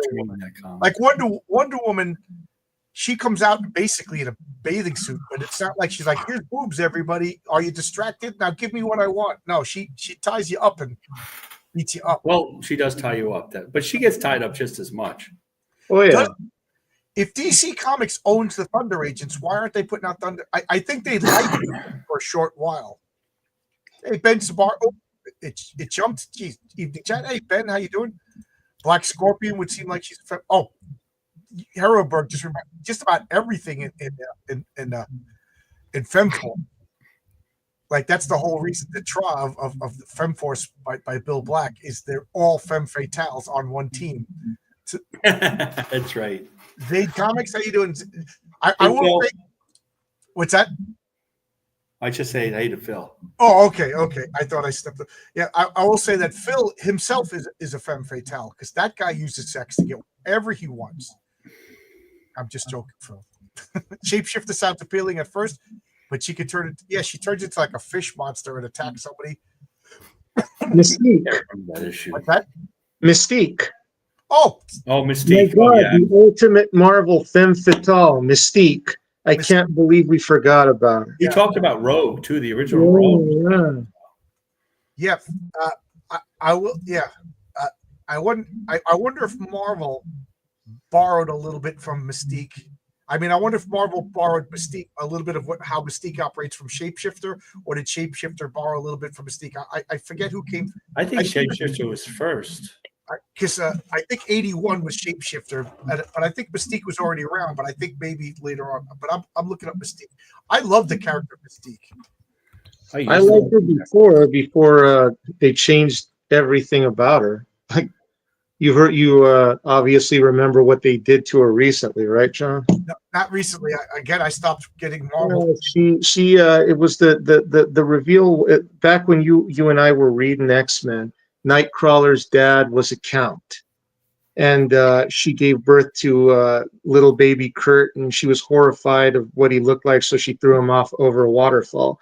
Well, the new retcon is she grew a set of male genitalia and impregnated Destiny, and Destiny is the mother of Kurt, and she is the father of Kurt. That's not so much a retcon. That's literally what Chris Claremont and John Byrne were going to. That was the original plan, but Jim Shooter nixed it. So I think, I mean, I'm trying to find a good picture of Mystique. I have the original one better, but Mystique was debuted in April of 1978 in, of all places, Ms. Marvel. Yes. Claremont and Cockrum did Ms. Marvel 16, which nobody saw because it wasn't selling. That is the one thing about the 70s writers. They would debut stuff in other comics that show up in their comics. Right. Misty Knight. I mean, Sabretooth showed up in Iron Fist, Sabretooth debuted in Iron Fist and wasn't such a big, powerful character. He was in Spider-Man. He was in all sorts of comics way before it was a Wolverine X-Men villain. Right. Yeah. Yeah. I don't know what this word means, but I hope. Yeah. But yes, I know what it means. But yeah. I remember they were hinting that that Mystique was somehow related to Nightcrawler, and they were hinting big that there was the mother, but then the twist was going to be that she was the father. And Jim Shooter put a stop to it. Well, that was a good idea. But then they brought it back. But as much as I'm against all of this identity politics, when it comes to shapeshifters, it's like, yeah, the gender fluid stuff. Like Mystique is literally the only one because she can change her shapeshifter in the elementals. Maybe I'm forgiving him because she literally would turn herself into a male. And but she could turn into a dude, but I don't think she can replicate sperm. I mean, maybe she can. I don't know. Yeah, that's a pretty good. But that's the question. It's like if she turned into Wolverine and she popped the claws. Like the claws weren't really adamantium. Yeah, but the claws aren't natural to Wolverine either. Okay. You know what I mean? The claws are bionic. So she like. But he had bone claws at one time. Right. She could probably do the bone claws, but could she do Cyclops eye beams because those are natural to him? Yeah. But could she transform again, I can't help but think of the role-playing game. There's a power called shape-shifting or transformation, and they give it 4 different stages. So, if you want to build, at first you could transform like Billy Batson into one form, and then you give it bonus powers because it's kind of crummy. Like, you know what I mean? You can transform only into one thing and back. Then there's a second version where you could look like other things, but you retain your same weight. So if you turn into if you're Kitty Pryde and you shape change into the Blob, you're really not a Blob. You're only 110 pounds. So somebody's going to easily figure you out. And then there's like true shape change where you get your mass from another dimension. And then there's even beyond that where you actually copy the powers and stuff like that. So could to me, if you're a mutant shape changer, I could see you mimicking normal human functions. So it doesn't bother me, but I don't know. It doesn't bother me if she is Nightcrawler's father, but only Mystique, only shapeshifter. Not Alfred, not Batman, not Aunt May. You know what I mean? Like the rest of these characters are male or female, but being a shapeshifter, and I have a story where there's a shapeshifter character who turns into male, turns into female, depending upon the mission. I don't want to be accused of identity politics. That's their power, is to trick and act. You know what I mean? But my character couldn't have any kids because they're not human. The shapeshifter, just to clarify. Every time I go to click, it pops up. Mystique can look like other people, but you can't duplicate powers. But again, it's natural. I don't know. Could she replicate natural things? I don't know. No, shapeshifter is almost like a magical power. right. I mean, I don't because know. like it's like where does the Hulk get all that mass when he turns into the Hulk? And The there's only some character ridiculous I stuff knew behind that could it. was But Loki. Remember, he could turn he's into a muted. horse to give birth to Sleipnir. Well, Remember, what is that was the only shapeshifter I know that could actually like create himself a set of ovaries, or Yeah. that's Well, but he's that No, was part of the god. magical because he was a god, when So the modern comics decided that they found out that Loki could turn to woman, boy, did they have a ball with that. Right. Yeah. They just thought we could go on with this, or they found out the old Greek things, what Hercules used to do, and that Mm. they like that too. All of a sudden, all Mhm. these characters are non-binary and Actually, bisexual. I heard that Marvel made Hercules and Bobby Drake boyfriend and boyfriend. Oh my God, That's no. what I heard. I mean, no, I haven't read it, but someone told I me think that that's true. he's dating him. He's I have. dating him I'm gonna look it up. now. So I mean, I wouldn't put it past Marvel, dude. Not at all. I think that's kind of low hanging fruit, though, to make the Greek god a homosexual. You know? I mean, there is stories in Greek myth where Hercules had a, a little boyfriend. Yeah. But that's what they did back. I mean, that's like the whole thing they did back then. But I don't know if I would put it in a Marvel comic. But like, I mean, to me, I don't like it. Let's be clear. I don't want to be accused of anything. I don't like it, but at least there's some sort of like precedent in the character. That would be like if you make an Achilles character who's supposed to be the mythical, because Paresis, I think the original story that the slave that he fought over and sulked over what was a boy originally, and then it became a girl in the movies, and I think it was originally a boy, but I don't know, depending upon the source. The ancient Greek, that was thousands of years ago. It was a different time. Yeah, the ancient Greeks were freaky people. Oh, the Enchantress. There's a perfect one. How do we? The Enchantress. Yeah, I forgot about her. Yeah. Her name, just her name alone, means she's the femme fatale. Yeah. Yeah, and for the actress who ever gets to play the Enchantress in a Marvel movie, I don't want to hear you complain in 10 years later that, oh, it's my sex. Dude, your character's name is the Enchantress. I keep saying, like, dance with the one that brought you. Like, if you're playing the Black Widow, just be happy that, like, I know the MCU tried to make Hela into like a femme fatale, but I mean, I think of Hela, I think of her being half rotten, like she was in the Simonson run. But yeah, with Kate Blanchett. So I guess you could maybe stick her in that, I suppose. yeah, they made her sexy. I mean, to my way of thinking, like, comic book women work best when they're sexy, even when they're monstrous. Mm. Like, spoiler alert, I have like a monstrous female villain in Patriarch #1, and when I was describing her to Brian Bow, he was just like, she's still got to be sexy. Like, you can't have a monstrous, like, you're not going to have like depression from the Sandman. I was like, oh yeah, she's still sexy. He's like, okay. So, but like, you know what I mean? Like, Hela, she's supposed to be like half a corpse and half human, but like, I don't know. If Kate Blanchett, man, I find her just so sexy anyway. Her in that outfit, vamping it up, she was great. Ooh, here's one from the Doug Moench run of Batman, Nocturna.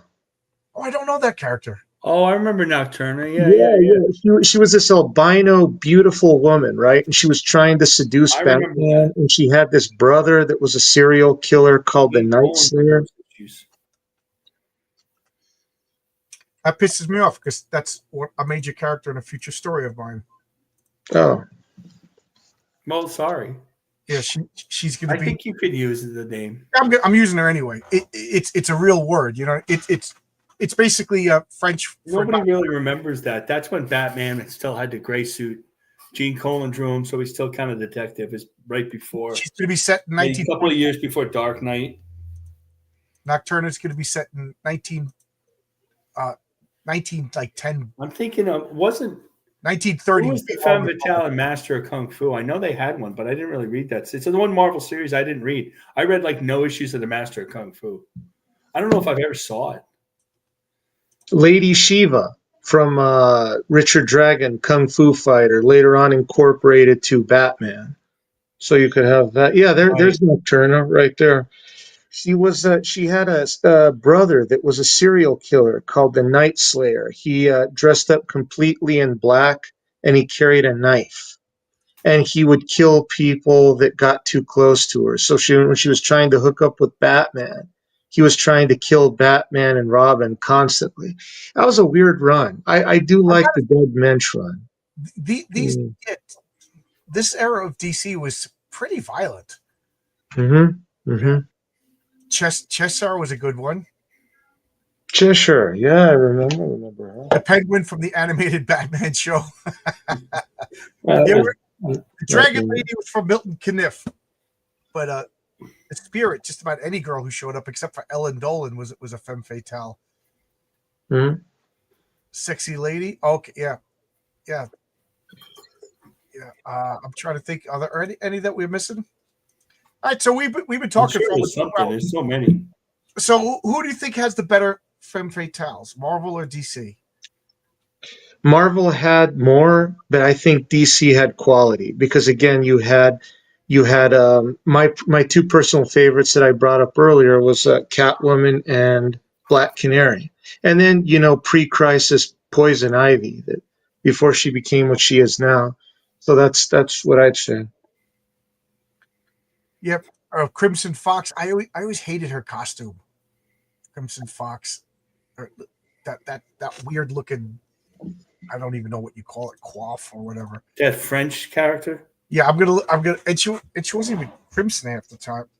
She was hot. She was drawn by Bart Sears. Nobody could draw women like Bart Sears. That man had I'm looking her up. Yeah, I don't know. This costume ruined her for me. I know, but she had curves, if I'm remembering it correctly. Yeah, here's an image of her. Oh, so tiny, the image.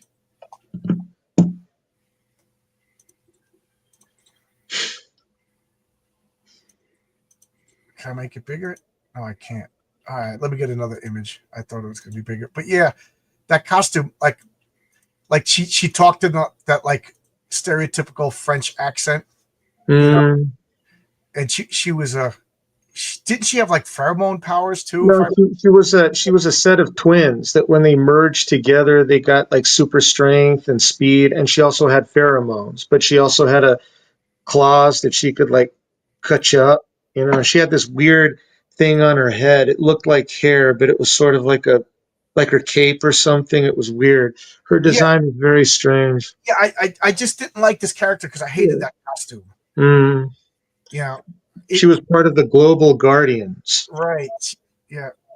Yeah, there were two of them, hot sister. Eventually one got killed. That's right. They would swap out because one of them, and they were both like supermodels or something like that. Mm-hmm. So one of them would work didn't they like pretend to be one person? I think what they did was that J.M. DeMatteis tried to do like a female version of Captain Terrific, which was essentially a pair of identical twins that would merge together and become like the Superman guy, and then one of them died. Fire, yeah, Fire. In the Justice League. That run. I forgot. They didn't merge together. They took. I'm kind of remember what Heroenberg says too. I don't think they merged. Maybe they did later on. I don't know. It's been a while. Yeah, I think DC has the better femme fatales. Okay, so I think they have more femme fatales. They have classic femme fatales from the 40s. Marvel really doesn't have too many. They have good girls, but they don't have femme fatales from the 40s. Timely and Atlas. They have a few, but not any we can remember. Mm-hmm. And then in the 50s, they were like Black Widow and Whitney Frost and Emma Frost, all those characters. But generally, Wait, there was one femme fatale in Untold Tales of Spider-Man that I remember that Kurt Busiek and Pat Olaf did, but I can't remember her name. Like she really outsexed. They really used the sex to abolish the teenage Peter Parker. She was buxom blonde, but I can't remember her name. She was not an original Ditko character. Like Ditko didn't really have femme fatales. And even if he did, they would all look like Ben Stiller's father. Every once in a while, he could do a sexy woman, but not very often. No. I love Ditko, but he everybody had like an ugliness. His woman, like, and then the Fantastic Four really didn't have any until Byrne turned Sue Storm evil, and she was whatever that weird Malice. Malice. That's right, Malice. When Medusa was in the Frightful Four, they were all like hubba hubba, but she but she really didn't use her. Oh, Thundra. I like a super strong. She's a femme fatale. I don't think she was hot, and but she didn't just be like, check me out, look how hot I am. She was like, I'm going to beat you up, and she did it in a strong sort of way. It's like, here, I'm hot, and I'm going to beat you up. Right. But yeah, she's on the line, definitely. But like in the FF, I can't remember any. I mean, I guess there's villainesses and one-offs, but nobody really stuck. Yeah, I can't think of any of the Fantastic Four, but I do remember like the rest of the Frightful Four were like hubba hubba but she was like disgusted by it. She was like, and the Avengers I wouldn't call the Wasp or the Scarlet Witch femme fatales. No. I mean, Femme Witch wore a costume that she should be a femme fatale, but she never acted that way. Right. And you're right about Mantis. I forgot that she Mantis was the big femme fatale. And Viper, Viper from Captain America, Nick Fury. Definitely. I mean, those were the big Marvel ones. I think DC's way deeper lore. All their villainesses end up to be femme fatales. And now they're not, but they are now, Does anybody remember? Get back to Black Widow. I was going to bring this up, and I forgot about this. But does anybody remember when they gave her the power? That this is so like unpolitically correct, but it was in her miniseries that if she had sex with you, she basically like implanted you with like cells that manipulated your mind. Like, no, but I do it. But like that, so like. That's I don't remember that at all. Wow. In the comics, she slept with Daredevil, Captain America, I think Black Panther. Did she sleep with Captain America? And she got around. And she had influence over them. Like in one of the series, I forget which one it was, but like her Red Room training was go out and like bang influential men because now you have like nanites in their bloodstream and you could control. Well, we know she probably banged Hawkeye. Oh, definitely Hawkeye. Early on, and then. I mean, way later, when she banged Tony Stark. Right. All the influential men. I don't know if she banged Cap. Except Reed Richards, is the only one. That would have been the best one. She blew it. Yep. Well, Reed Richards can do so many things that you don't even want to know. That's the problem. No, but John, would you consider She-Hulk to be a femme fatale? She uses her sexuality. Not at first. Not her first series when she's. Oh no, Savage series when she's basically but running the John Burns run, yeah. But the John Byrne run when she embraced it, yeah, she would, like she would put on, go out and fight with the Hercules. But the Black Queen from the Hellfire Club. Yeah, oh yeah. Everybody remembers the White Queen. Nobody remembers the Black Queen. Yeah. It's of course Queen. From the reason why is because that was Jean Grey for a while. That was Jean Grey's femme fataleness, I suppose. Yeah, she was Selena, right? That was her. Yeah, she was Selena. That character that they did was a femme fatale in the X-Men. Right. Oh, Claremont. It's like just you can't remember all the stuff he wrote. Just so many characters.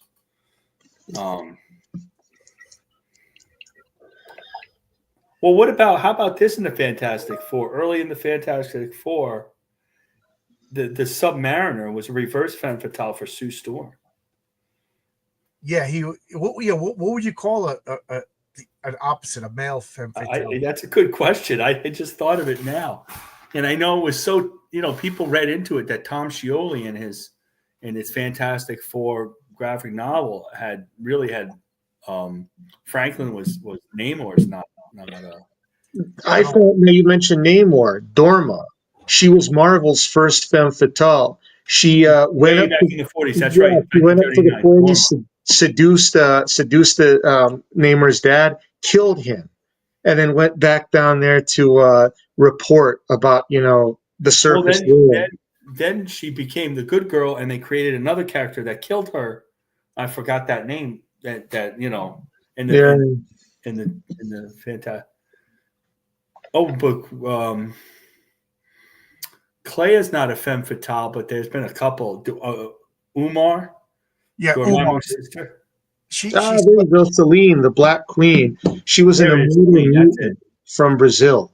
I remember that. yeah she Yeah, was she looks like she's from Brazil.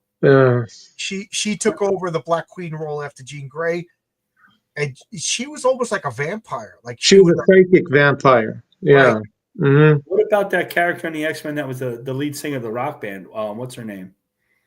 Oh, I remember. Dazzler. Not That Dazzler. Dazzler wasn't a femme fatale. Lila Cheney. Lila Cheney, yeah. Yeah. She was she from Long Shot's dimension? She was like a rock star from another dimension. No, that wasn't her. What was Dracula's daughter from Marvel? Lilith. That's another one. Lilith. All female vampires are femme fatales almost by definition. That's right. Yeah. Was Dazzler? I don't think Dazzler was a femme fatale. She was too good. I mean, she was sexy. All right. So, what do you want to do for next week? Everybody in the chat. Somebody suggested action figure lines. Todd McFarlane. I mean, that wins, right? Especially early on.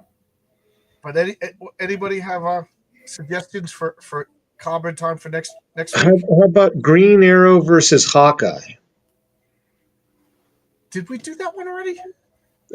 Maybe you did before I started doing these. I don't know. We'd have to go back and look. I don't remember. Because that'd be an interesting one, because I would say they were both pretty evenly matched, I think.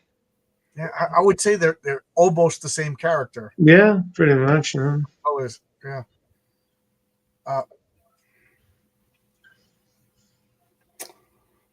Anybody? Bueller? How about this is reaching? How about famous sorcerers from comics? What's the best one? Well, we did Doctor Strange versus Dr. Fate. Okay, all right. That kind of does the same thing. But first, what about undead Avengers, like the Spectre or the Crow? Modern reimagined heroes. How about we take the Fantastic Four or any, and it's Clobber time, but who was the best artist or writer for a particular run? All right. We could do a couple of runs. I mean, Fantastic Four. I was just picturing it's like one. Well, they've had a good run of Captain America really didn't have great short spurts of great artists and writers. Not too often when you think about it. So yeah, we could go for that. We could go to different series. So do you want to just stick with like the Avengers? Like what was the best Avengers run, or do you want to compare it like Claremont's Fantastic Four run to Claremont's? I mean, well, he did do the Fantastic Four run; it was not good. But do you want to do like it was not good. The Walt Simonson Fantastic Four run to the John Byrne Fantastic Four run to the But so are you talking about specific titles or the best runs on Marvel and DC if we don't limit it to a title, then I mean we could mine this for a lot of shows, So I don't want to just do this as we don't want to do like a bunch of them. Okay. Right. Oh, this is a good one. Best patriotic superhero. Oh, that's a good one. Do that. I mean, maybe you want to wait till July. We'll save that one because how about next week is well, in 2 weeks we'll do best Halloween type villain. Okay. All right. So next week, how about you want to just pick a run of so patriotic superheroes is a good one. We'll do that near the 4th of July. In 2 weeks, we'll do Halloween type supervillains or superheroes. So Okay, how about this? Next week we'll take Spider-Man. Oh, let's take Batman. Batman. All right. Okay, I think Batman has enough different runs we could talk Right. about. Batman has so many different. So we'll take Batman, and we'll just take, different runs of Batman and clobber it out. See which one like we as the chat like. So let's do Batman. It's clobbering time. Batman run. Yeah, I think that's a good idea. All right. And then we could do Avengers later on. We could do Fantastic Four later on. Yeah, I want to do the Halloween run, but let's wait till. Well, we could do it on Halloween. Oh, is Halloween on Friday? No, Halloween's on a Saturday. I don't know. We'll in a couple of weeks is better. That's like I don't know. We're gonna have people over the weekend of the 31st because my birthday is the 29th, and since it's my 60th. People are coming in, so I don't know. Like 8:30, I don't know if I'll be available. Midnight, I might be available. I won't. I'll be. I was only able to do 8:30 tonight because I took the night off. But I don't know who's going to be in this room and how many people I will bother. Going to be on this late shift until the end of the year. So Halloween it'll be midnight, and we'll do perfect. We'll do a midnight.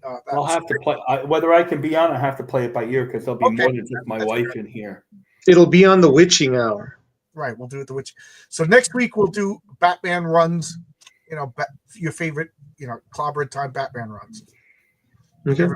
Every the chat. That I think that'll be a good inaugural run for that type of stuff. So at that, anybody, Tony, you want to say anything? Buy Heroic Tales. That's it. Oh, since you brought that up, I paid for the printing yesterday. Bill Williams was up all night formatting the files. I will just say making comic book is a lot of fun, but everything that can go wrong will go wrong. At least I didn't break my neck or anything like that this time around. So I'm a couple of weeks late, but it is what it is. But it's so as of today, the proofs are ordered. I got 3 versions. The A version is Renzo. Remember, it's a flip book, so one cover is Mary Sue. Flip it over, it's the Patriarch. Both sides are Renzo. The B cover, the B variant is Josh Howard doing Mary Sue, and then the other side is Jose Garcia doing the Subterranean versus the Patriarch. And then the surprise third version is the cosplay cover with Martina Marcota dressed as a Mary Sue and Crenshaw dressed as the Patriarch. Nice. Now the A1 is the most popular ordered, so I ordered the most, and then the C is going to be the rarity. So you know what I mean. So I ordered enough to cover orders and have some laying around for after sales, and then the next thing that come out. I don't know when Bill Williams is going to do Punchline Annual #1. So I might have the Patriarch #1 is going to be my next crowdfund. Renzo did not start the art yet because he's finishing up the Punchline story, and then we'll go right into Patriarch, and then my next one will probably be Patriarch. I'm hoping the Santa Claus book, and then Heroic Tales 3, and then after that, because these are all drawn by Renzo. After that, I don't know. Whatever artists, I got like 7 different artists working with me. Whoever's done first, that'll be Patriarch. That'll be a Heroic Tales 4. So missed an opportunity to have Renzo just get to work. I got to send him a shirt. I sent him a box full of comp copies of issue #1, but it got returned to me. And Renzo says, "Yeah, the mail system is terrible." So he told me what courier service to use. So he said, "Just wait. Issue 2 is about to come out. Refill the box with." So I'm going to send him T-shirts, pint glasses, comics. Put it in a box. Mail to Mexico is very unreliable. It was easier to send stuff to Brazil than it was to send stuff to Mexico. Interesting. Yeah. So, and I have an issue of a Heroic Tales autographed by everybody who is on it. So I might auction that off. It's got Renzo's autograph, my autograph on it, Brian Bow's autograph, Matt Barr, Fabrizio Aiello, and Daniel De La Silva and Oscar. Everybody who worked on it, and there's only one copy like that. I put in 2. Everybody ordered 1. I'm keeping because I just wanted to do it for myself, and then 1 I want to auction off just to pay for the shipping. So there you go. If anybody's interested in that, let me know. So that's all I have to say. Tony, thank you for bringing up my comic. I would have forgotten to say it. Marcus, anything you want to talk about? Well, the studio's tomorrow. We are after 9 p.m. Apparently, John Malin will be on, probably Elliot Rodriguez. That's good for the studio. I'm not passing judgment on who's coming on. No. Whoever comes on, comes on. Yeah, that's your show. So he's got a book, so we'll see. I might draw that character. We'll see how that goes. It's weird to draw that, but so that's tomorrow at 7. We'll start a little early. Maybe we should start a little later. I don't know. I'll have to ask Don. And that's on the Don Draws channel. So if you want to see me draw, the studio, we were talking before. I like that the more experienced guys are like encouraging the less experienced guys. It's kind of fun, It is fun. We were discussing that exact thing. I mean, it's something you draw something every week. At first, I was like, "Oh, who am I going to draw these characters nobody wants? It's not like Iron Man or like a popular character." Then I kind of really got into promoting other characters. Even though and some people use the artwork for stuff, and that's always nice for a trading card, like use a trading card or back cover, even fan art, and that's always fun. Sometimes they don't, and I wonder why, but mostly, it's just fun to do. Yeah. Yeah. All right. So that's it, guys. I guess I got nothing else to say, but bye, kids. Bye, kids. Bye, kids. But